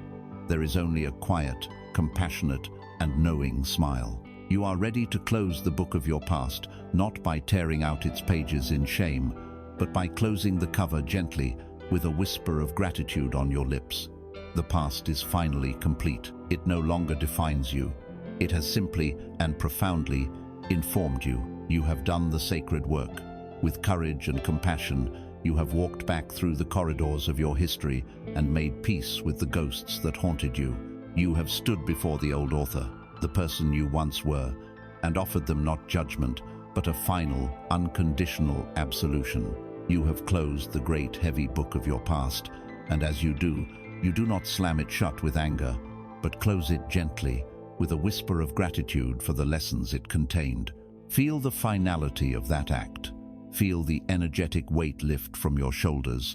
The story of what was is complete. And now, you turn. And you find yourself in a new space, a space of profound and almost startling potential. Before you lies another book. But this one is different. Its pages are pristine, empty, and luminous. There is not a single word written upon them. This is the book of the now, and in your hand you feel the smooth, solid weight of a pen, the pen of your own conscious awareness. For the first time, perhaps in your entire life, you are no longer a prisoner of a story already written. You are an author facing a blank page, and this is the great pivot of your entire existence. The journey shifts now from healing what was to consciously creating what will be, and it all begins here, in the power of this single, eternal moment. But what do we usually do with this moment, this sacred point of power? We run from it. The human mind is a master fugitive, perpetually escaping the scene of the present moment. We treat the now as an inconvenient layover on a journey between two far more important destinations, the solidified ghost town of the past and the shimmering imaginary metropolis of the future. We escape to the past, a landscape we know so well. We walk its familiar streets, replaying old conversations, polishing our grievances, or bathing in the faded sunlight of nostalgic memories. We analyze what went wrong, running endless simulations of what we should have done, what we could have said. We become historians of our own pain, curators of our own regrets. The past feels solid, real, because it happened. And so the mind, which craves the known, finds a strange, toxic comfort in haunting these old grounds, preferring the certainty of a familiar misery to the unknown potential of the present. Or, we flee to the future. We project our consciousness into a realm that does not exist, a city made of clouds. We spend our days there, anxiously constructing defenses against imagined disasters or daydreaming of a fantasy salvation, that time when we finally get the promotion, meet the perfect partner, or have enough money. Then, we tell ourselves, then I will be happy. Then I can relax. Then my life will truly begin. We live our lives in a state of perpetual preparation for a future that never arrives, because when it does, it arrives as another present moment, which we immediately sacrifice for the sake of the next future. We treat the now as a mere stepping stone, a hurdle to be overcome on the way to somewhere better. We live as though the present moment is the enemy of our happiness, something to be endured, rushed through, and left behind as quickly as possible. This habit of mental time travel is the single greatest cause of our powerlessness. You cannot change the past by living in it. You cannot build the future by worrying about it. Your power is not in your memory, nor is it in your imagination. Your power is here, now, in your hands, in your breath, in the tangible reality of this very moment. The present moment is not a bridge. It is the destination. It is the only place life ever happens. It is the sacred workshop where the energy of the universe becomes manifest. Imagine a weaver at a great loom. The threads of the past stretch out behind, and the threads of potential stretch out before. But the weaver cannot weave in the past or in the future. They can only weave at the single point where the vertical and horizontal threads intersect. That tiny, powerful intersection is the now. Your focused awareness is the shuttle that passes through, weaving the fabric of your reality, one thread, one moment at a time. To be lost in the past or future is to abandon the loom. The threads lie waiting, but nothing is created. So, let us return to the loom. Let us come home to this moment. I invite you to a practice of radical presence, a way to gather all the scattered parts of yourself from the ghost towns of the past and the cloud cities of the future, and bring them home, right here. Wherever you are, just for a moment, stop, pause this inner journey, and truly arrive in your outer one. Begin by taking one conscious breath, not to achieve anything, but simply as an announcement. I am here. Feel the air enter your body, and feel it leave. You have just anchored yourself in reality. Now, let's take a tour of the senses, your body's direct connection to the now. Start with your sense of sight. Without moving your head, let your eyes drift around the space you are in. Don't label or judge anything, just notice. Notice the precise color of the wall. Notice the way light falls on a particular object. Notice a shadow in the corner. See the world as a collection of colors and shapes, as if for the very first time. You are not thinking about what you see, you are simply seeing. Next, bring your awareness to your sense of hearing. What can you actually hear right now? Listen beneath the obvious sounds. Can you hear the subtle hum of electricity, the distant sound of traffic, the sound of your own quiet breathing? Let the sounds wash over you without needing to identify their source. Become a microphone, simply receiving the symphony of the present moment. Now, turn your attention to the feeling of your body, your sense of touch. Feel the points of contact between your body and the surface that supports it. Feel the texture of the clothes against your skin. Feel the temperature of the air on your face or hands. Bring your awareness inside your own hands.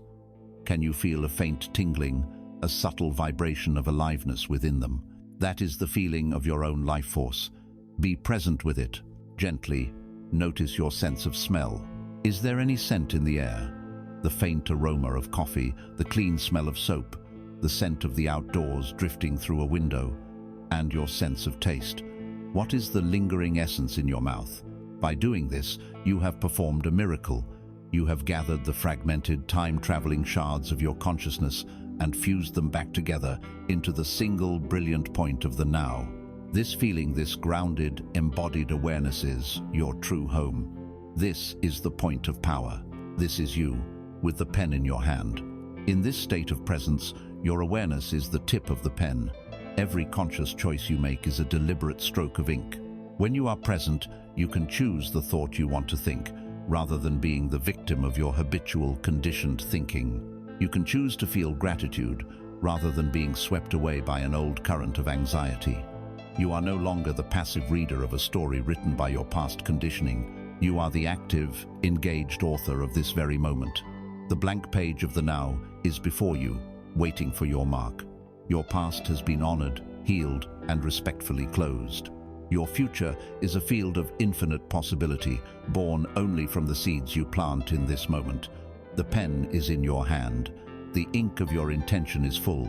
The story continues, not from where it left off in the past, but from this fresh, clean, powerful, and sacred page.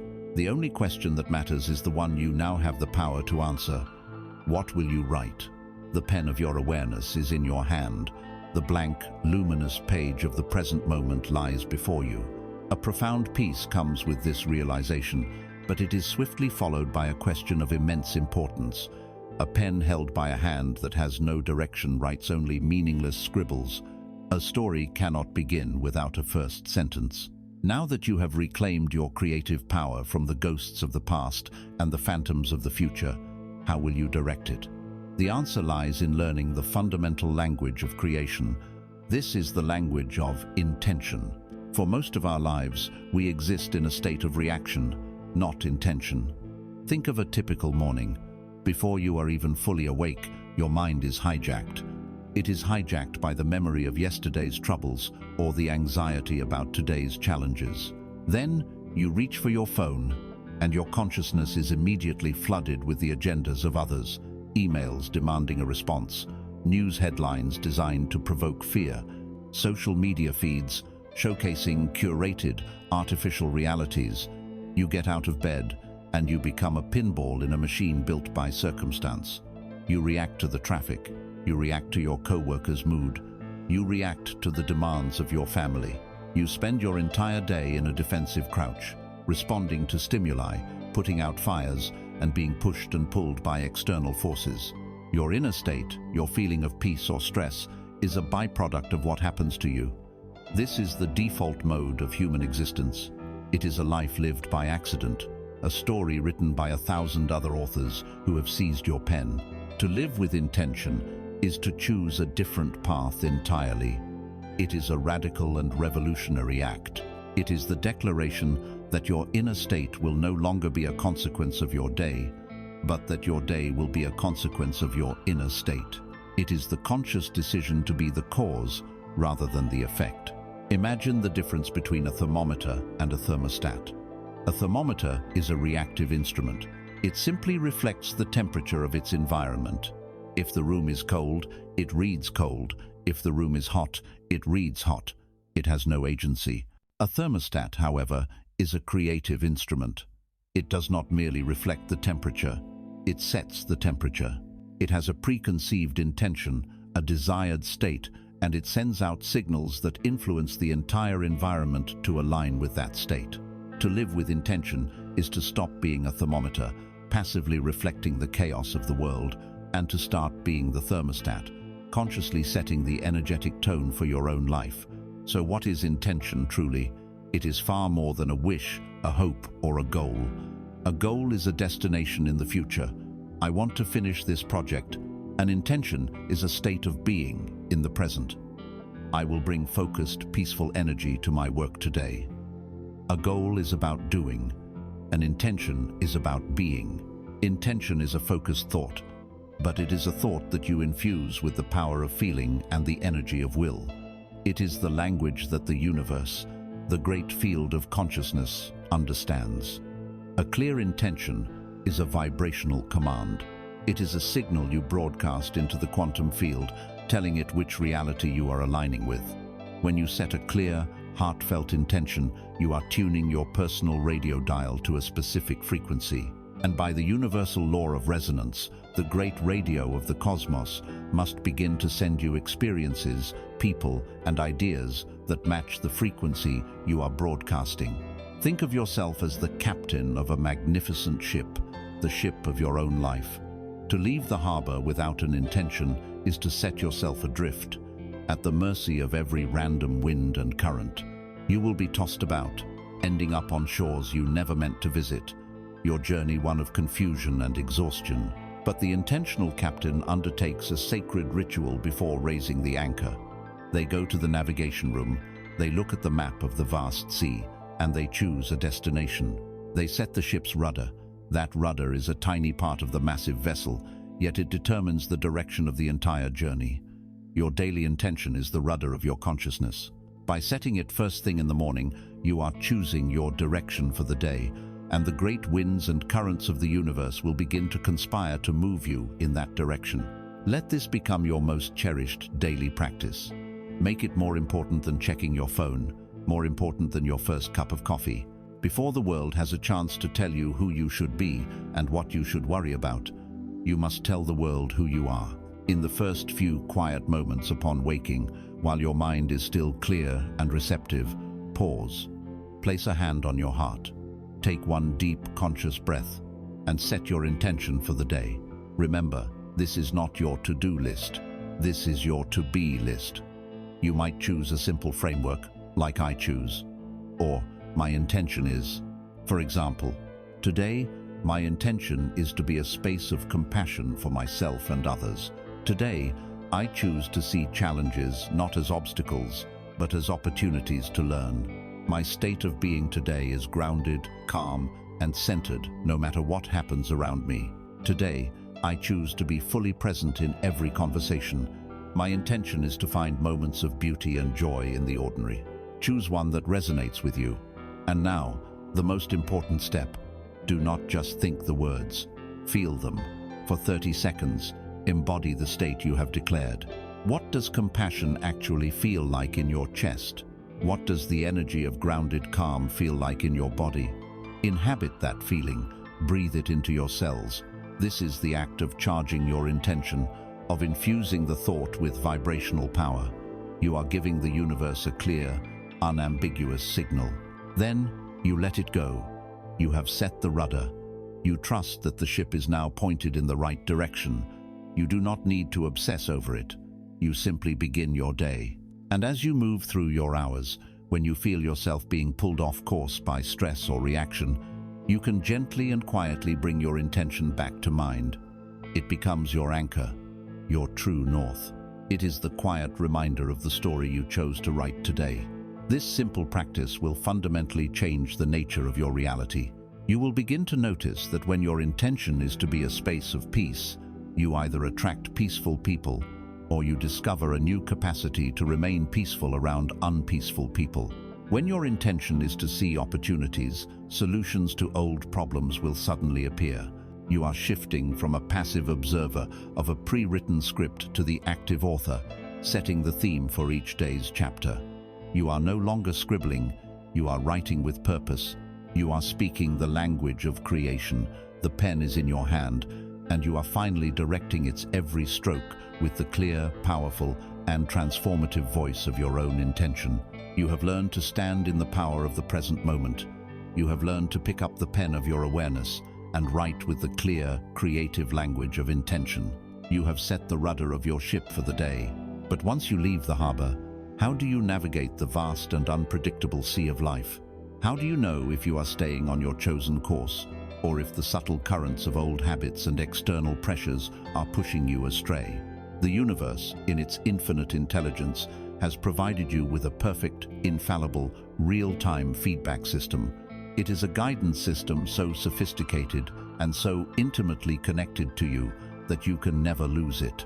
This guidance system speaks to you not in words, but in the language you were born to understand, the language of your feelings, the grammar of your emotions. For most of our lives, we have profoundly misunderstood the purpose of our emotions. We have been conditioned to divide them into two opposing camps, the good emotions and the bad emotions.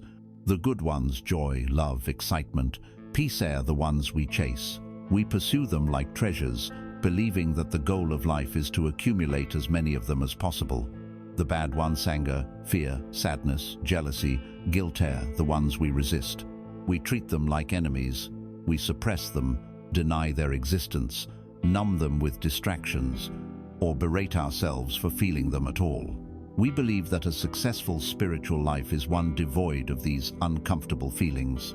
This approach is like trying to navigate a ship by looking only at the sunny skies and throwing a tarp over your navigational instruments the moment a storm cloud appears on the horizon. It is like driving a high-performance car and putting black tape over the check engine light because its orange glow bothers you. To deny, resist, or fear your so-called negative emotions is to willfully ignore the most crucial guidance you will ever receive. You are cutting yourself off from your own internal GPS. Let us now reframe your understanding entirely. There are no good or bad emotions. There are only signals. Your emotional scale is simply a guidance mechanism designed to tell you one thing and one thing only: your degree of alignment with your own soul, your true self, your highest path, in this very moment. That is all. Your emotions are not a reward or a punishment. They are purely informational.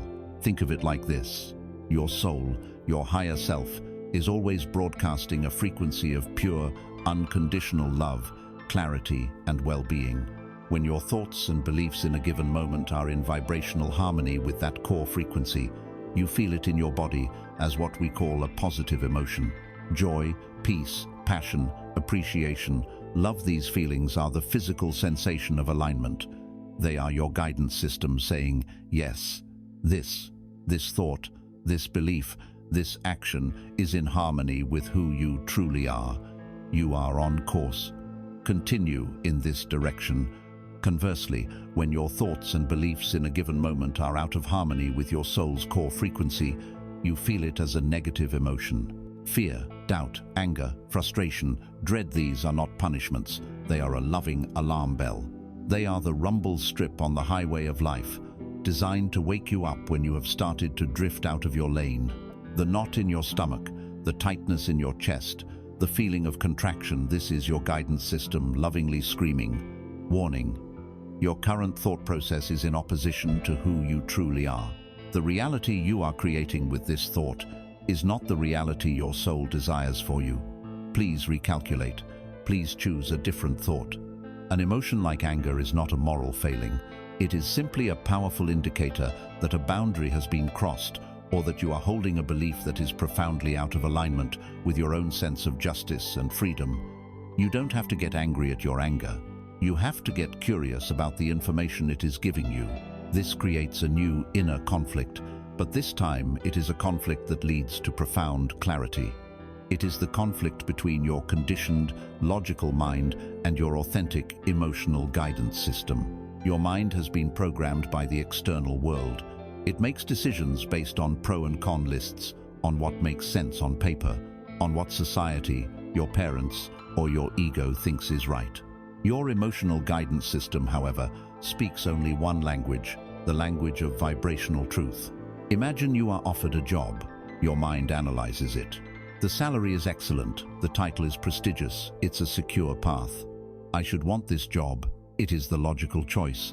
But when you sit quietly and think about accepting the offer, your body tells a different story. A feeling of dread washes over you. Your stomach tightens. You feel a sense of heaviness, of contraction. That is your infallible guidance system telling you, number. This path, despite its external appearances, is not in alignment with your soul's joy and purpose. In this moment, you face a choice that defines your spiritual journey. Do you trust the noisy logic of the conditioned mind, or the quiet, absolute certainty of your body's wisdom? Learning to honor the guidance of your feelings over the arguments of your mind is the master skill of living an authentic life. So let us make this a tangible practice. Let us learn to consult this guidance system before every choice, big or small. This is the practice of the emotional check-in. Before you make a decision whether it is what to say next in a difficult conversation, whether to say yes or no to an invitation, or whether to embark on a major life change, first, pause. Take a single deep breath to step out of the stream of analytical thought. Then, hold one potential choice in your mind. For instance, hold the thought, I will say yes to this opportunity. Do not debate it. Just hold the thought as a possibility. Now, immediately bring your awareness into your body. What is the very first, instantaneous feeling response? Before your mind has a chance to start its commentary, what does your body say? Is there a feeling of expansion, of lightness, of openness, of excitement, even if it is quiet? That is a yes. Or is there a feeling of contraction, of tightness, of dread, of a subtle in the pit of your stomach? That is a number. Trust this first signal. It is the pure, unfiltered data from your soul's GPS, the thoughts that rush in immediately afterward, but I should, but they'll be disappointed. But it's the sensible thing to do. That is the static of your conditioned mind trying to override the clear signal. The practice is not to eliminate this mental static, but to learn to value the initial feeling signal more. With practice, the signal will become clearer, and your trust in it will become absolute. This changes everything. Your feelings are no longer your enemies. They are your most trusted advisors.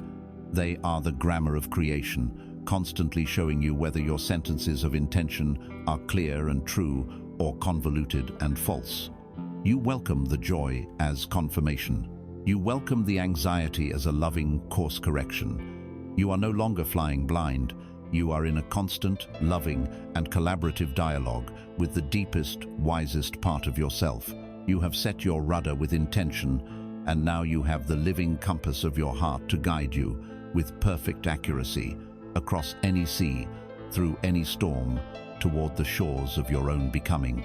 You have learned to direct your creative power through intention and to navigate your path using the infallible compass of your feelings. Now, it is time to learn the master syntax of creation, the most potent and sacred words you can ever utter. These are the words that do not merely describe reality, but actively command it into being.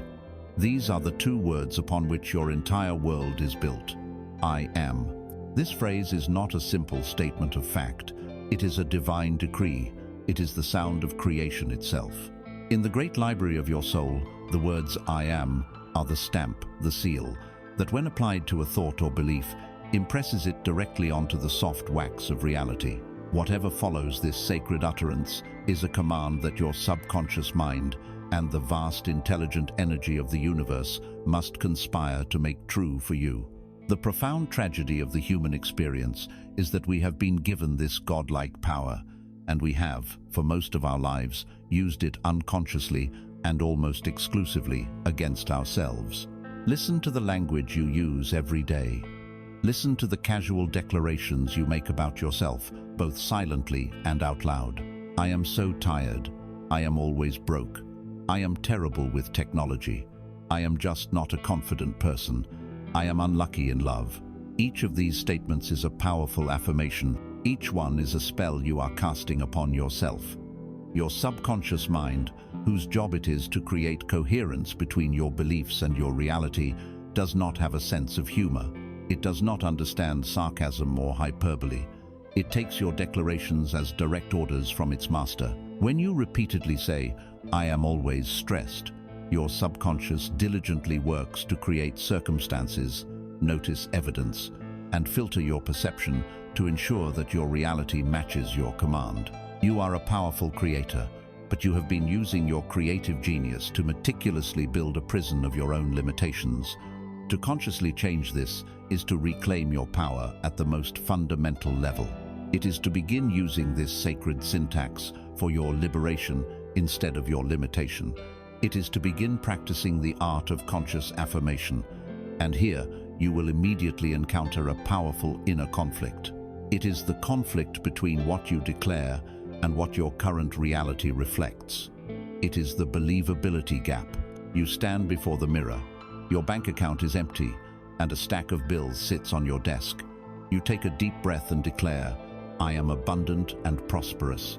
Immediately, the gatekeeper mind, your inner critic, screams back with derision. Liar, it shouts. Look at these bills. Look at your bank balance. Who are you kidding? You try to affirm, I am peaceful and serene, and your mind immediately plays a highlight reel of every anxious moment from the past week. This dissonance feels terrible. It feels like you are lying to yourself, and the practice feels foolish and pointless. This is the moment most people give up. But this conflict is based on a misunderstanding of what an affirmation truly is.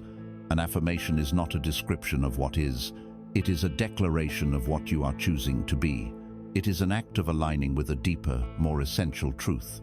The secret to bridging the believability gap is to shift your focus from the external condition to the internal state of being. If I am a millionaire feels like too great a lie, you can choose a statement that feels more true on an energetic level. You can say, I am open and receptive to the flow of abundance. I am a responsible and joyful manager of my energy and finances. I am worthy of financial well-being. These statements bypass the ego's literal objections and begin to retune your core frequency. This is the key. The words "I am" are a tuning fork.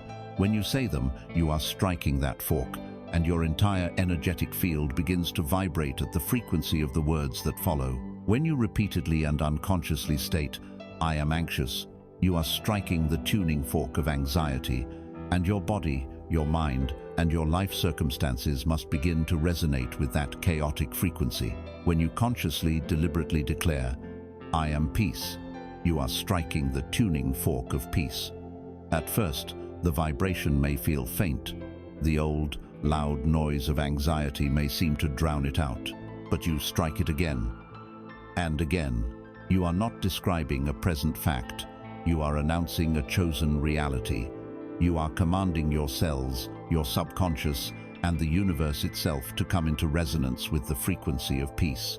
You are not waiting to see peace in your life to believe it. You are choosing to be peace in order to see it. So let us turn this into a clear, creative practice. First, become a detective of your own language. For the next day, simply listen, carry a small notebook, or use your phone, and every time you catch yourself using a negative "I am" statement, write it down without judgment. "I'm so clumsy. I am not creative. I am always misunderstood." This awareness is the first, crucial step. Second, at the end of the day, look at your list. This is the unconscious architecture of your current reality. Now, next to each negative statement, you will write its positive, empowering opposite. "I am so clumsy" becomes "My body moves with grace and awareness." "I am not creative" becomes "I am a vessel for infinite creative energy." "I am always misunderstood" becomes "I communicate my truth with clarity and compassion." Third, choose one or two of these new affirmations that feel most resonant and important to you right now. The practice is to weave them into the fabric of your day. The most powerful time is in the morning, right after you have set your intention. Stand before a mirror, look yourself directly in the eye. This is important, as it bypasses the analytical mind, and speak your affirmation out loud. Fourth, and this is the ingredient that turns a simple sentence into a cosmic command, you must feel it. As you say the words, "I am a vessel of deep peace and calm," do not rush on to the next thing. Pause. For 10 seconds, 30 seconds, a full minute close your eyes and generate the feeling of peace and calm in your body. Remember a time you felt that way, or imagine what it would feel like. Let the warm, spacious sensation of peace fill your chest, your stomach, your limbs. You are pairing the linguistic command with the vibrational signal. You are giving the universe both the blueprint and the power source. This is the secret to manifestation. Repeat this practice throughout your day. When you feel stress rising, take a breath and silently repeat your affirmation. Write it on a sticky note and place it on your computer. Make it the wallpaper on your phone. You are retraining a lifetime of negative self-hypnosis. This requires gentle, loving repetition. Some days it will feel easy. Other days it will feel like a lie. On the days it feels most like a lie, you must know that you are at a breakthrough point. Your old reality is fighting for its existence. Persist. Choose the new reality with your words and your feelings. The words you speak shape the house you live in. For too long, you have been unconsciously speaking of cracked foundations and leaking roofs. Now you know the power you hold. Every "I am" is a foundational stone you are laying for your life. With every conscious, loving, empowering "I am," you are telling the universe who you have decided to be. You are no longer asking for permission. You are making a declaration. The universe is listening, its pen poised to take dictation. Who do you now, in this sacred and powerful moment, declare yourself to be? You have learned to wield the active principles of creation.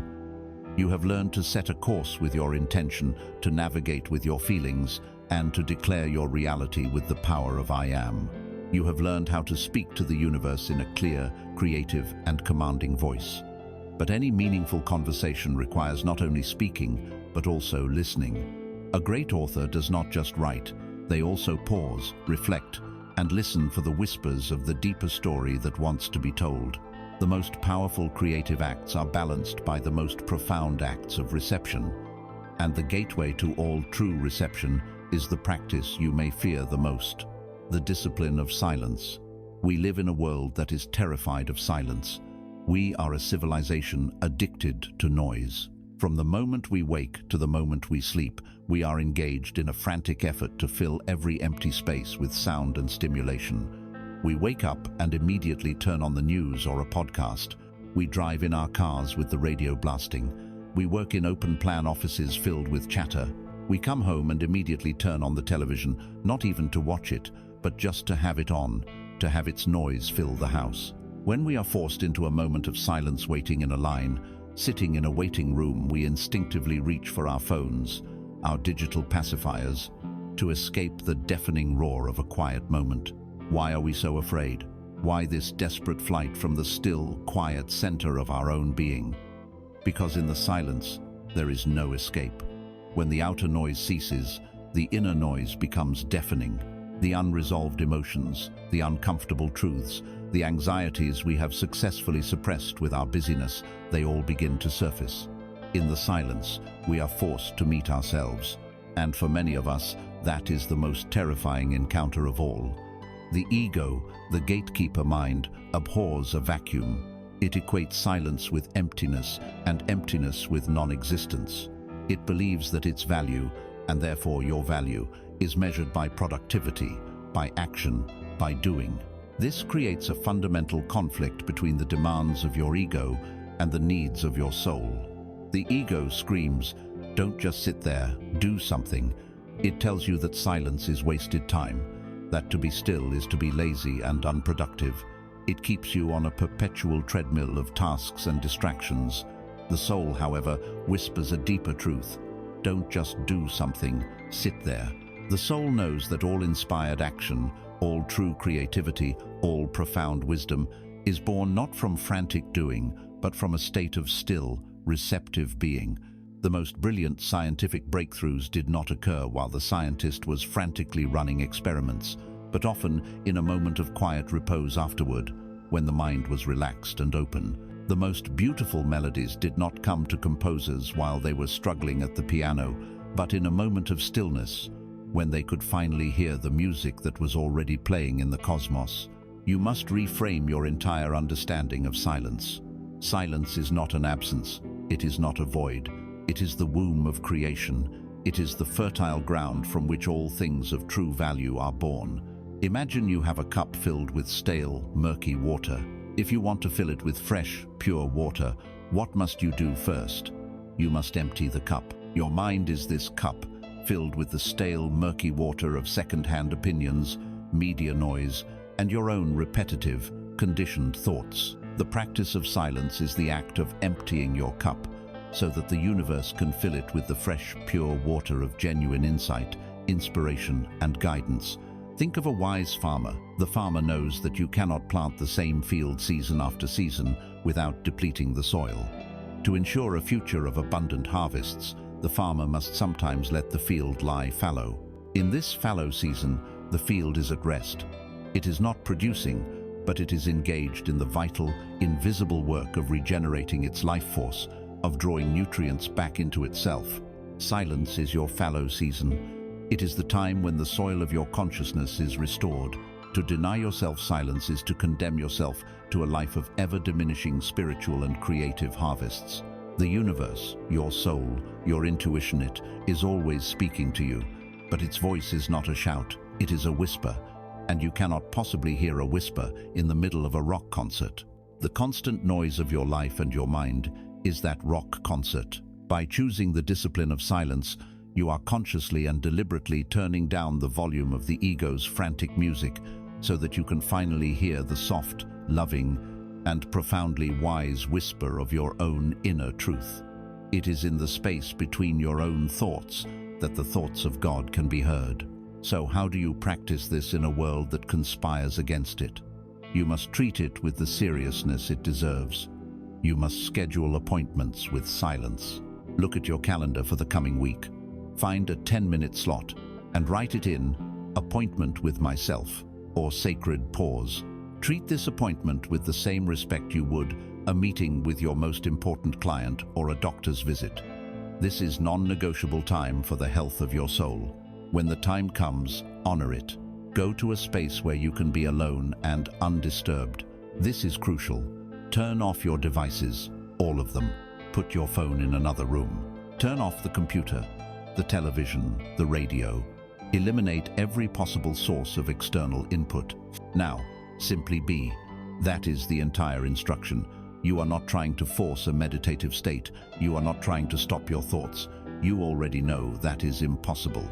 You are simply choosing to stay in the room with yourself, without an exit strategy, for 10 minutes.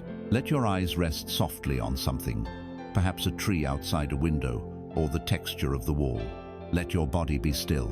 Your mind will likely protest. It will get bored. It will get anxious. It will suddenly remember a dozen urgent things you need to do. Do not fight this. Simply observe it with the detached awareness we have practiced. There is the feeling of boredom. There is the urge to be productive. Watch these impulses rise and fall like waves without being swept away by them. The goal is not to have a successful or blissful period of silence. The goal is simply to stay. The victory is in the choosing of stillness over distraction. Start with 5 or 10 minutes. A short, successful practice is infinitely more powerful than a long, frustrating one. With time, as you become more comfortable in your own quiet company, you can extend the duration. You will find that these small pockets of silence begin to transform the quality of the rest of your day. They are the deep wells from which you draw the fresh water of clarity and peace that will sustain you through your hours of activity. Silence is not the opposite of creation. It is its inseparable partner. It is the deep, dark soil from which the vibrant flower of your life grows. It is the vast, quiet canvas upon which your masterpiece is painted. By embracing the discipline of silence, you are creating the sacred space necessary to receive the answers to the intentions you have set, the solutions to the problems you face, and the inspiration for the story you are here to write. You have learned to speak. Now, you learn to listen. You have learned to speak to the universe through your intentions, and you have learned to listen for its whispered replies in the sanctuary of silence. Now, you will learn to open your eyes and see that this conversation is not only an internal, energetic one. The universe also speaks to you in the physical world, in the language of events, symbols, and seemingly impossible coincidences. When your inner world begins to align with your soul's truth, the outer world will begin to rearrange itself to reflect that alignment. This beautiful, magical reflection is the phenomenon of synchronicity. Synchronicity is a term for a meaningful coincidence. It is the experience of two or more events that are not causally related, yet their occurrence together feels so significant that it seems to defy probability.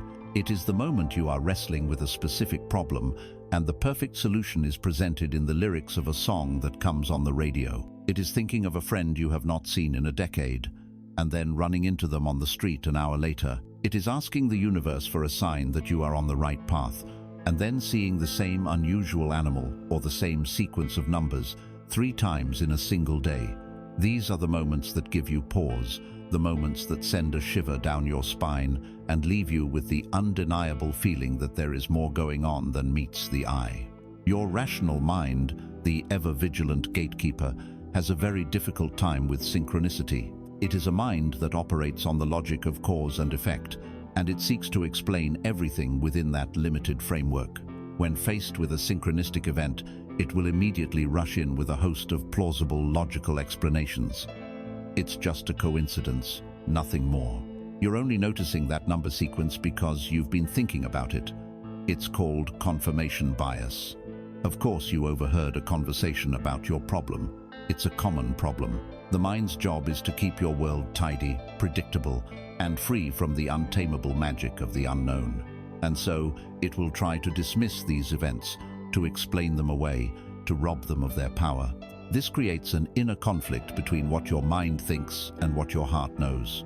Your mind presents a logical argument for dismissing the event as random, but your heart, your soul, your intuitive guidance system feels a deep, resonant zing of significance.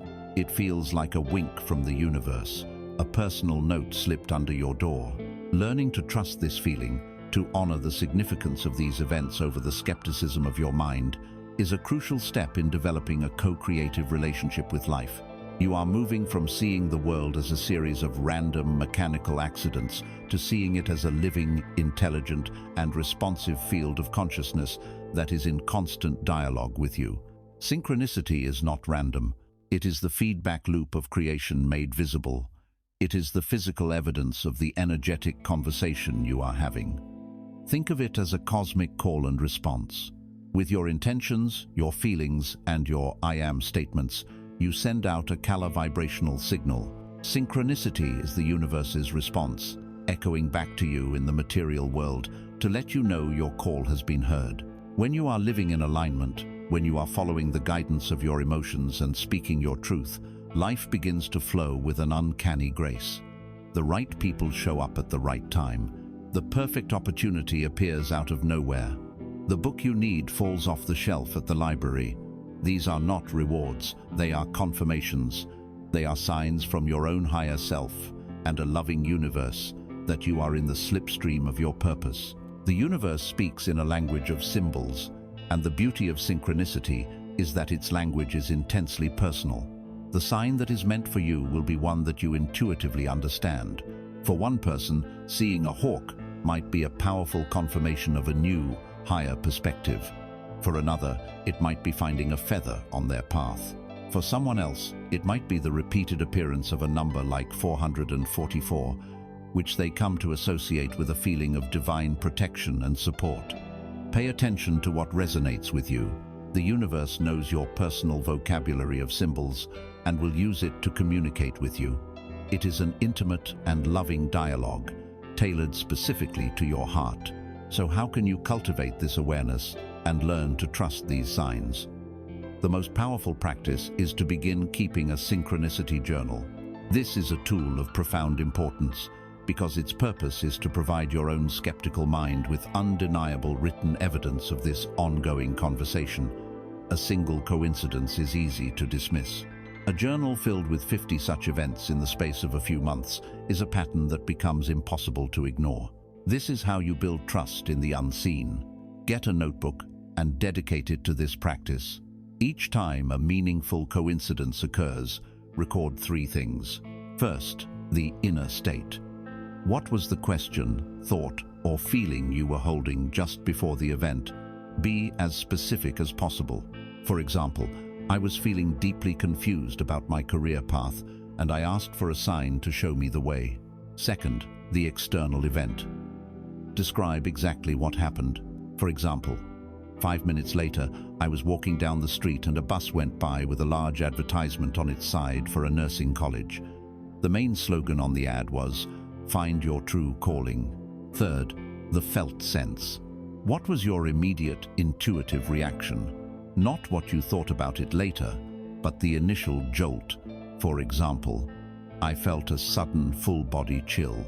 A feeling of absolute clarity and peace washed over me, and the word calling echoed in my mind. I just knew it was the answer. By recording these 3 elements, you are documenting the complete call and response loop. You are tracking the conversation. Make a habit of this. Review your journal once a week or once a month. As you read through the entries, your logical mind will begin to see the astounding pattern of connection between your inner world and the outer world. The evidence will become overwhelming. Your skepticism will soften, replaced by a sense of wonder and trust.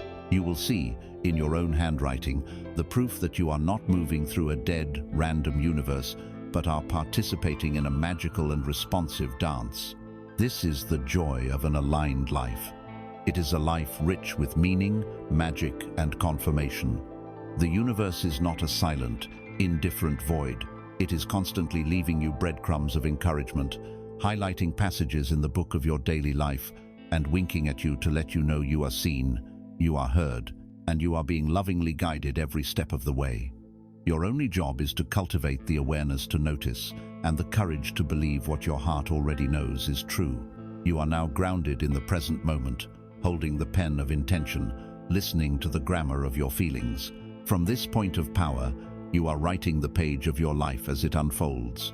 And naturally, a question arises: what of the future? What of the pages that have not yet been turned? For most of human history, we have held one of two disempowering beliefs about the future. The first is that the future is a source of anxiety, a dark and foggy landscape filled with potential threats that we must constantly worry about and brace ourselves against. The second is that the future is a fixed, predetermined destiny written in stone by a power outside of ourselves, and that we are merely actors playing out our fated roles. Both of these beliefs, the anxious and the fatalistic, render you powerless. Let us dismantle these illusions. The future is not a monster to be feared, nor is it a tyrant to be obeyed. The Akashic Records, the great energetic library of all that is, was, and could be, does not contain one single definitive book of your future. To believe so is to misunderstand the very nature of creation. Instead, the library contains a near-infinite collection of probable realities. It holds countless drafts of your future story. There is a draft where you take the risk and start the new venture. There is another draft where you choose the path of safety and stay where you are. There is a draft where you heal your heart and find profound love, and a draft where you carry your old wounds into new relationships. Each of these is a complete, coherent, potential reality, existing as a vibrational pattern in the quantum field. The future is not set in stone. It is a fluid and responsive field of pure potential. Think of it not as a single road leading away from you, but as a vast delta where a mighty river meets the sea, with thousands of branching pathways of water all leading forward. The path you will actually travel is determined by the specific current of your own energy in this present moment. Your dominant state of being the sum total of your thoughts, your beliefs, your emotions, and your intentions right now was a vibrational signal. This signal is constantly interacting with the field of potential, and like a powerful magnet, it is drawing one of those probable futures, one of those drafts, out of the realm of possibility and into your tangible lived experience. You are not predicting your future. You are actively selecting it, moment by moment. This is why traditional fortune-telling is often so unreliable. A gifted intuitive may be able to perceive the draft of the future you are currently aligned with. They can read your present momentum and see the most likely outcome if you continue on your current trajectory. But the moment you change your internal state, the moment you heal a core wound, release a limiting belief, or set a powerful new intention, you shift your vibrational signature. You jump from one current in the river to another. You have chosen a different timeline. The old prophecy becomes obsolete because you have chosen to write a different story. The power is, and always was, with you. Of course, your ego mind finds this fluidity terrifying. The ego craves certainty. It wants a guarantee. It wants to know for a fact that if it does X, Y, and Z, it will absolutely receive result A. The idea that the future is an ever-shifting dance of co-creation feels unsafe, unstable, and unpredictable. The ego wants to control the outcome. The soul, however, finds profound joy in the not knowing. The soul delights in the creative process. It trusts the unfolding. It knows that the purpose is not to arrive at a fixed destination, but to experience the journey of becoming, of choosing, of creating. It is the conflict between the accountant, who needs the books to balance perfectly, and the artist who revels in the beautiful, messy process of discovery on the canvas. So how do you, as the artist of your life, begin to consciously choose which beautiful draft of the future you wish to bring to life? You do it by learning to embody its reality now. You do not chase a future reality, you attract it by becoming a vibrational match to it in the present. This is the practice of consciously exploring a probable future. Find your quiet, meditative space. First, get clear on the essence of the future you desire to create. Do not get bogged down in the minute details of how it will happen. That is the universe's job. Focus on the what and, more importantly, the feeling. For instance, instead of focusing on a specific person, focus on the desire to be in a loving, committed, respectful, and joyful partnership. Instead of a specific job title, focus on the desire to do work that is fulfilling, abundant, and uses your unique gifts. Now, close your eyes. You are not going to daydream about this future as something distant. You are going to step into it as if it were your present reality. In your imagination, create a short, simple scene that would only be happening if your wish were already fulfilled. Do not visualize the moment you get the thing. Visualize a moment after you have gotten it. For example, if your desire is a loving partnership, do not visualize the first date. Instead, visualize yourself sitting comfortably on a sofa with your partner months later, laughing about something that happened during your day. If your desire is fulfilling work, do not visualize the job interview. Visualize yourself leaving your office at the end of a satisfying week, feeling a sense of deep accomplishment and peace. This is the first step. The next is the most crucial of all. As you immerse yourself in this imagined scene, you must generate the feelings of it being real. What does that loving partnership feel like in your body? Safety? Joy? Deep contentment? Generate those feelings now. What does that fulfilling work feel like? Purpose? Confidence? Abundance? Gratitude?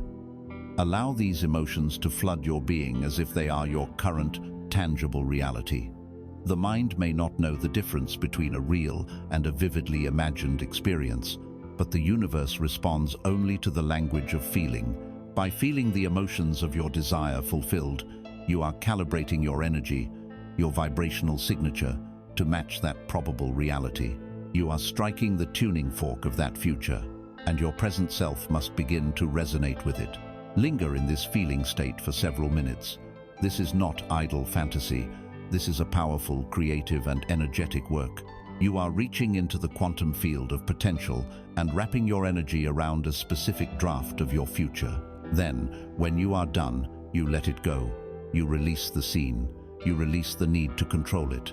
You go about your day, but you carry the feeling of that fulfilled desire with you. You carry the feeling of being loved, of being abundant, of being purposeful. This new state of being is the magnet. It is the new current you have joined. And now, you trust. You trust that the universe, having received your clear, feeling-based signal, has begun to orchestrate the events, the people, the synchronicities, and the opportunities necessary to bring that draft from the library of potential into the manifest world of your life. You have claimed your future not by worrying about it, but by courageously and joyfully living its essence in the sacred creative space of the now. You have learned to stand as the creator in the center of your life, choosing your reality from a vast field of potential. You have learned that you can write many stories, many drafts of your future. And as you hold this immense power, a deeper question begins to surface from the quietest part of your soul. It is a question that may have haunted you for years, a quiet ache in the heart of even your greatest successes. Among all the stories I can write, is there one I came here to write? Is there a central theme, a core purpose, a masterpiece that my soul intended to create in this lifetime? This feeling of existential longing is not a sign that something is wrong with you. It is the sign that everything is right. It is your soul gently knocking on the door, inviting you to remember the mission you chose before you were even born. Our world creates a profound confusion around this idea of purpose. From our earliest days, we are taught to equate our purpose with our profession. We are asked, what do you want to be when you grow up? And the expected answer is a job title, a doctor, a writer, an engineer, a teacher. This conditions us to search for our purpose outside of ourselves, in a career path, a salary, a business card. And so, millions of people achieve what society defines as success, only to find themselves feeling hollow and empty. They become a successful lawyer, but feel their spirit withering. They build a profitable company, but feel a deep sense of meaninglessness.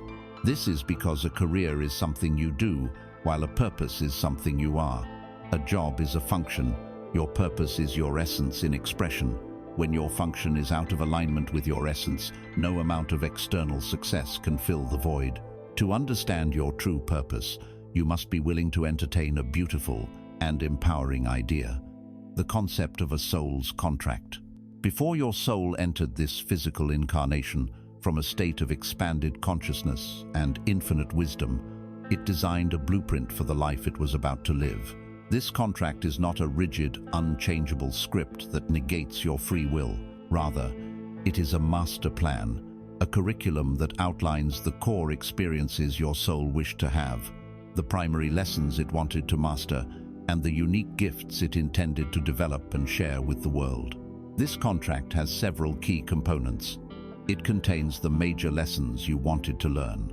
Perhaps your soul wanted to master the lesson of self-worth, and so it designed a life path with challenges that would force you to learn to stand up for yourself. Perhaps the lesson was forgiveness, and so your contract included relationships that would push you to your absolute limits of compassion. These challenges are not punishments. They are the curriculum you designed for your own graduation. The contract also contains your unique gifts. These are the innate talents and capacities your soul brought with it, intending to cultivate them to a high degree. These gifts might be obvious, like artistic talent or a brilliant intellect, but they can also be more subtle. The gift of making others feel safe, the gift of seeing patterns others miss, the gift of creating order from chaos, the gift of profound empathy. Your core purpose, then, is not a specific job. It is the synthesis of your lessons and your gifts. Your purpose is the unique flavor that you bring to everything you do. For example, your core purpose might be to bring clarity to confusion. You could live this purpose as a writer, a therapist, a financial advisor, a teacher, or a compassionate friend. The how is flexible, the why is constant. Your purpose could be to create beauty and harmony. You could live that as a gardener, a musician, a designer, a chef, or by creating a loving and beautiful home for your family. When you align what you do with the expression of who you are at your core, you step into a state of profound fulfillment. Work ceases to feel like work. Your life begins to feel less like a struggle and more like a dance. Think of an acorn.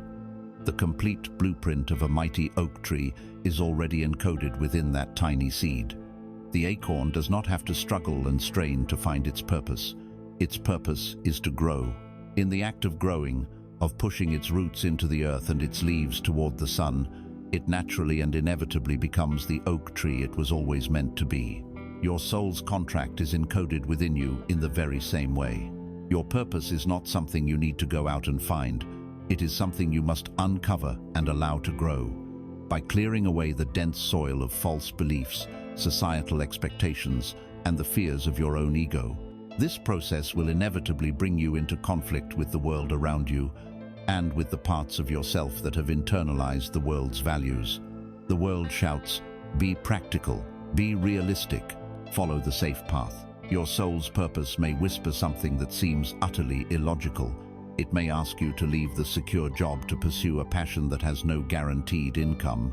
It may ask you to speak a truth that makes your family or community uncomfortable. It may ask you to devote your life to a cause that others see as hopeless.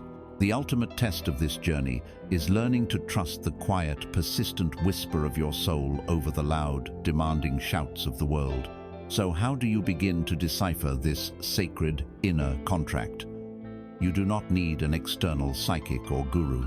You need only to become a student of your own soul, to ask the right questions and listen honestly for the answers. The clues to your purpose are hidden in plain sight, in the landscape of your own life. I invite you to this practice of sacred inquiry. Take out a journal and give yourself the space to reflect deeply on these questions. First, the question of aliveness. What activities in your life make you feel the most intensely alive? When do you lose all track of time? What are you doing when you feel most like your true, authentic self?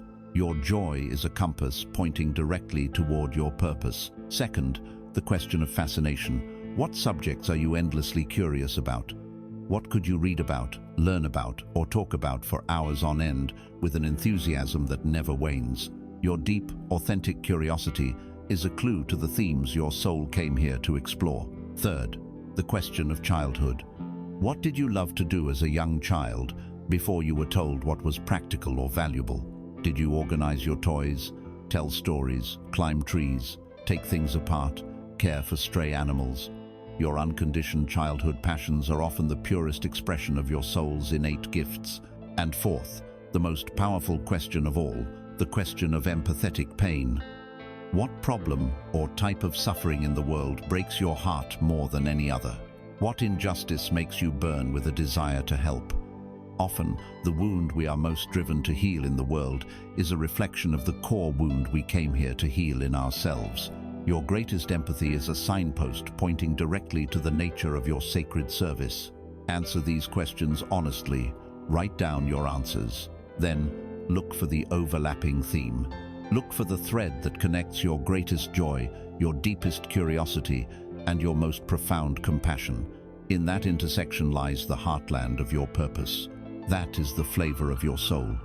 Your purpose is not a destination you must arrive at. It is the path you are already on, once you learn to recognize it. It is the act of aligning your choices, your work, and your life with this remembered truth. And in doing so, you cease to be an author simply writing drafts. You become the conscious author of your soul's intended masterpiece. You have journeyed so far. You have traveled through the healed landscapes of your past and stood at the threshold of infinite probable futures. You have uncovered the sacred contract of your soul and identified the core purpose you came here to express. You have learned the grammar of creation, the syntax of intention, the power of your own declarative word. You have collected a vast treasure of knowledge and insight. And now you arrive at the final, most crucial stage of this great journey. It is the stage of integration. It is the alchemical moment where all that you have learned as theory must be forged into the living reality of your being. The ultimate purpose of this journey was never just to read from the library of your soul, nor even to write in it. The ultimate purpose is to become the book. On the spiritual path, there is a common and perilous plateau. It is the plateau of intellectual understanding. It is a place where we become very adept at speaking the language of consciousness. We can discuss vibration, non-judgment, and the power of the now with great eloquence. We collect spiritual concepts like beautiful shells on a beach. Our minds become a museum of profound ideas. Yet, our lives remain unchanged. Our relationships are still fraught with conflict. Our inner world is still a landscape of anxiety. Our actions are still dictated by our old conditioned fears. This is the great gap between knowing the path and walking the path. It is the difference between having a map and actually taking the journey. The final stage of this work is about closing that gap. It is about transforming your knowledge into embodied wisdom. The time for seeking is drawing to a close. The time for being is at hand. The core invitation is to shift your identity. You are not a person who is trying to access spiritual wisdom. You are a spiritual being who is courageously expressing its wisdom through a human life. The goal is no longer to access the Akashic Records. The goal is to so fully and authentically live your truth that your very life becomes a sacred record, a living book in the great library of humanity. Your body becomes the cover, your energy field becomes the pages, and the story of your moment-to-moment choices becomes the ink. People will not need to read about peace. They will feel peace in your presence. They will not need a lecture on integrity. They will be inspired by the unwavering integrity of your actions. Your life itself becomes the teaching. This is the path of the lighthouse. A lighthouse does not run frantically up and down the coastline, chasing after ships and shouting warnings. It does not worry if the ships are paying attention. It does not despair if a ship chooses to ignore its light and steer toward the rocks. The lighthouse has only two duties. The first is to be immovably anchored to its foundation, to the solid rock of its truth. The second is simply to shine. It stands in its power, in its purpose, and it radiates its light, steadily and without apology, into the darkness. Its being is its function. Its presence is its service. To become a living library is to become a lighthouse. Your work is to anchor yourself in the deepest truths you have discovered on this journey, and then to simply shine the unique, beautiful light of your own soul into the world, not by trying, but by being. This path requires a new level of courage and a profound commitment. It is comfortable to remain a seeker. The seeker is always learning, always on the way, and is thus never fully responsible for arriving. It is a role that can accommodate a great deal of inconsistency between belief and behavior. But to choose the path of embodiment, to choose to be the lighthouse, demands a new level of spiritual integrity. It demands that you consciously and consistently work to close the gap between what you know and how you live. It is the moment-to-moment challenge of ensuring that your inner world and your outer world are reflections of the same truth. This practice of spiritual integrity can be distilled into the alignment of three pillars of your existence: your thoughts, your words, and your actions. Your thoughts are the foundation. They are the silent, internal world where your reality is first conceived. The practice of integrity begins here, by becoming the conscious guardian of your own mind. It is about noticing when you are indulging in thoughts of judgment, scarcity, or fear, and gently, without self-blame, choosing a thought that is more aligned with the truth of who you have decided to be. It is choosing the thought of compassion when the habit of judgment arises. It is choosing the thought of abundance when the fear of lack creeps in. Your words are the next pillar. Words are thoughts given breath and broadcast into the world. Integrity of word means speaking your truth with clarity and compassion. It means your yes is a true, wholehearted yes, and your no is a clean, respectful no. It means refraining from gossip, from complaint, from speech that diminishes yourself or others. Your words become extensions of your soul's purpose, used not to wound or manipulate, but to clarify, to heal, and to connect. You begin to speak as if every word you utter is being inscribed in a sacred text, because it is. Your actions are the final and most visible pillar. This is where your embodied truth meets the world. Integrity of action means that your behaviors are a direct reflection of your words and your thoughts. If you speak of kindness, your actions are kind, even when no one is watching. If you value peace, you actively choose not to engage in needless conflict. If you believe in honesty, you conduct your affairs with unwavering transparency. Your actions become your sermon. They become the undeniable proof of the principles you stand for. This alignment of thoughts, words, and actions is not a standard of perfection to beat yourself up with. It is a practice, a discipline, like tuning a sacred instrument. Some days, the notes will ring clear and true. Other days, you will find a string is out of tune.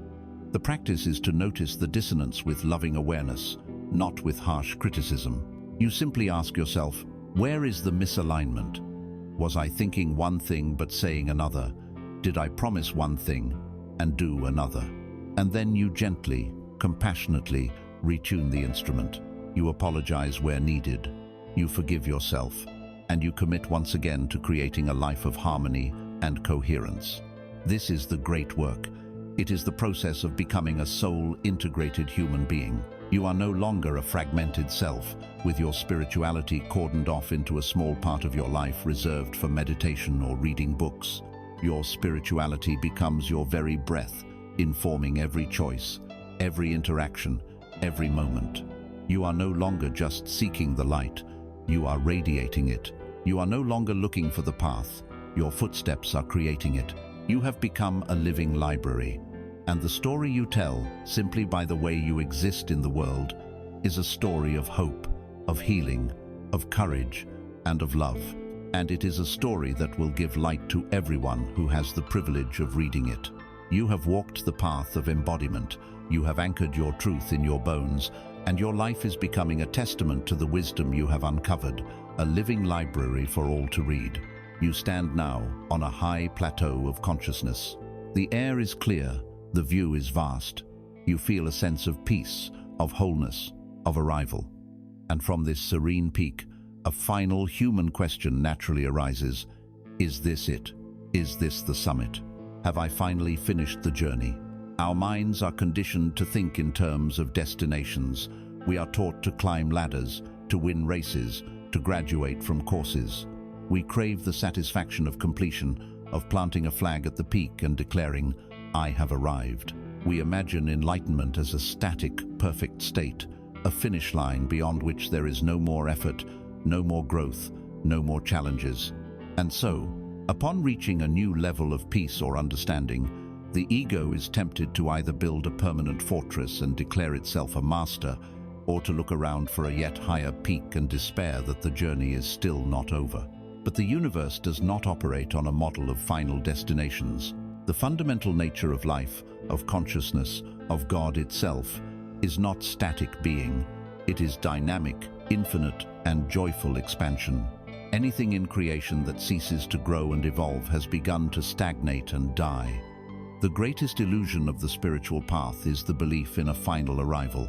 The most profound truth is that there is no end to the journey, because there is no end to you. The Akashic Records, the great library you have been exploring, is not a finite collection of books stored in a dusty, unchanging archive. It is a living, breathing, and constantly expanding field of consciousness. Every time a soul anywhere in the cosmos makes a courageous choice, every time a heart opens to a deeper level of forgiveness, every time a new truth is realized, a new verse is written, a new page is added, a new volume is created in the library. Your own journey through these chapters of healing and empowerment has not been a passive act of reading. With every wound you have healed, every limiting belief you have released, every moment you have chosen love over fear, you have contributed to the expansion of the whole. You have added your unique, hard-won wisdom to the collective consciousness of humanity. You are not just a reader in the library, you are a contributing author to the ever-growing story of the universe. Think of the cosmos itself. Scientists tell us that the universe is expanding, that galaxies are flying away from each other at incredible speeds, that new stars are constantly being born from clouds of celestial dust. Your consciousness is a perfect reflection of this cosmic principle. It is not designed to reach a fixed state of perfection and then stop. It is designed for eternal expansion, for an endless unfolding into greater and greater states of love, wisdom, and creative expression. Your spiritual awakening is not a destination. It is the awakening to the journey as the point itself. It is the realization that the goal is not to reach the horizon. The horizon is an illusion. The closer you walk toward it, the more it recedes, always revealing a new and more expansive landscape to explore. The joy is not in arriving at the horizon, the joy is in the walking. The joy is in the endless discovery. The joy is in the becoming. This understanding will bring you into conflict with the part of your mind that craves mastery and expertise. The ego wants to be the expert, the one who knows. But the expert's mind is a closed mind. Once it believes it knows everything, its capacity to learn is finished. The soul, in its infinite wisdom, knows that the highest state of consciousness is not mastery, but a state of divine curiosity. It is the joyful embrace of beginner's mind. No matter how much you have learned, no matter how much you have grown, you stand always at the shore of an infinite ocean of consciousness. You can become a master swimmer, a brilliant navigator, but you will never, ever explore the entirety of that ocean. And this is not a cause for despair. It is the source of eternal joy. It means there will always be new wonders to discover, new depths to explore, new beauty to behold. The final practice, then, is not a practice at all. It is a state of being. It is the conscious cultivation of divine curiosity as your default way of moving through the world. It begins with embracing the power of I don't know. In a world that prizes certainty, admitting you don't know is seen as a weakness. But in the world of the soul, I don't know is a sacred phrase. It is not a statement of ignorance. It is an expression of openness. It is an invitation to the universe to surprise you, to teach you, to show you something new. From this open space, you learn to ask more beautiful questions. The immature mind seeks final answers. The mature, evolving soul learns to fall in love with expansive questions. You stop asking, have I arrived? And you start asking, what else is possible? You stop asking, how can I be safe? And you start asking, how can I love more courageously? You wake up in the morning not with a need to control the day, but with a gentle query to the universe. What new wonder will be revealed to me today? You cultivate this beginner's mind by learning to see the world anew each day. Look at the face of your loved one as if you are seeing them for the first time. Beyond the veil of your history and expectations, watch the sunset not as the 1000th sunset you have seen, but as a unique, unrepeatable masterpiece of divine art that will never happen in quite the same way again. Feel the simple sensation of water on your skin, not as a mundane utility, but as a miracle of life itself. When you live in this state of gentle, open wonder, the world reveals its magic to you at every turn. And finally, you apply this divine curiosity to yourself. You honor your own evolution by being willing to let go of who you are for the sake of who you are becoming. The you of today will be a beginner to the you of tomorrow. The truths you hold so dearly now may be the very limitations your future self will need to transcend. Be loyal not to your past conclusions, but to your present, ongoing expansion. You have not come here to finish a story. You have come here to fall in love with the art of storytelling itself. You have journeyed from being a lost character to a compassionate reader, to a conscious author, to an embodied book. And now you take the final step to the realization that you are a co-creator of the very library itself. The story never ends. The universe is ever expanding. And you, in your infinite, eternal, and ever unfolding consciousness, are right at the heart of its glorious, unending, and breathtaking becoming. You began this journey seeking entry to a sacred library, a place of answers, of healing, of truth. You learned to quiet the storm of your mind to hear its whispers. You walked the haunted corridors of your past, not as a victim, but as a liberator. You learned the grammar of the universe, the language of intention, the syntax of your own divine power. You stood at the threshold of infinite futures and understood that the choice was yours. But the final revelation, the greatest truth held in the heart of that silent library, is this. You did not come here merely to read the stories. You did not come here merely to write them. You came to realize that you are the book itself. Every cell in your body is a word. Every heartbeat is a punctuation mark in a grand, ongoing verse. Your energy field is the luminous paper upon which your story is inscribed, and your consciousness is the ink that flows through it all. The universe is not reading a story about you, it is reading you. It is experiencing itself through the unique and unrepeatable narrative of your existence. Do not look outside yourself for the strength, the wisdom, or the love you seek. It is all recorded within you. The courage you summoned to face your deepest fear is now a permanent verse in your chapter on resilience. The compassion you learned in the crucible of heartbreak is now a luminous passage that glows with wisdom. You are a living, breathing, sacred text. The storms of life will still come. The winds of change will still blow. But you are no longer a ship without a rudder, tossed about by circumstance. You are anchored in the deep, quiet truth of who you are. You hold the pen. You choose the intention. You are the author, the editor, and the masterpiece all at once. The story is not finished. It is never finished. The page before you is eternally blank, eternally waiting. The ink of this present moment is full. What will the next sentence be?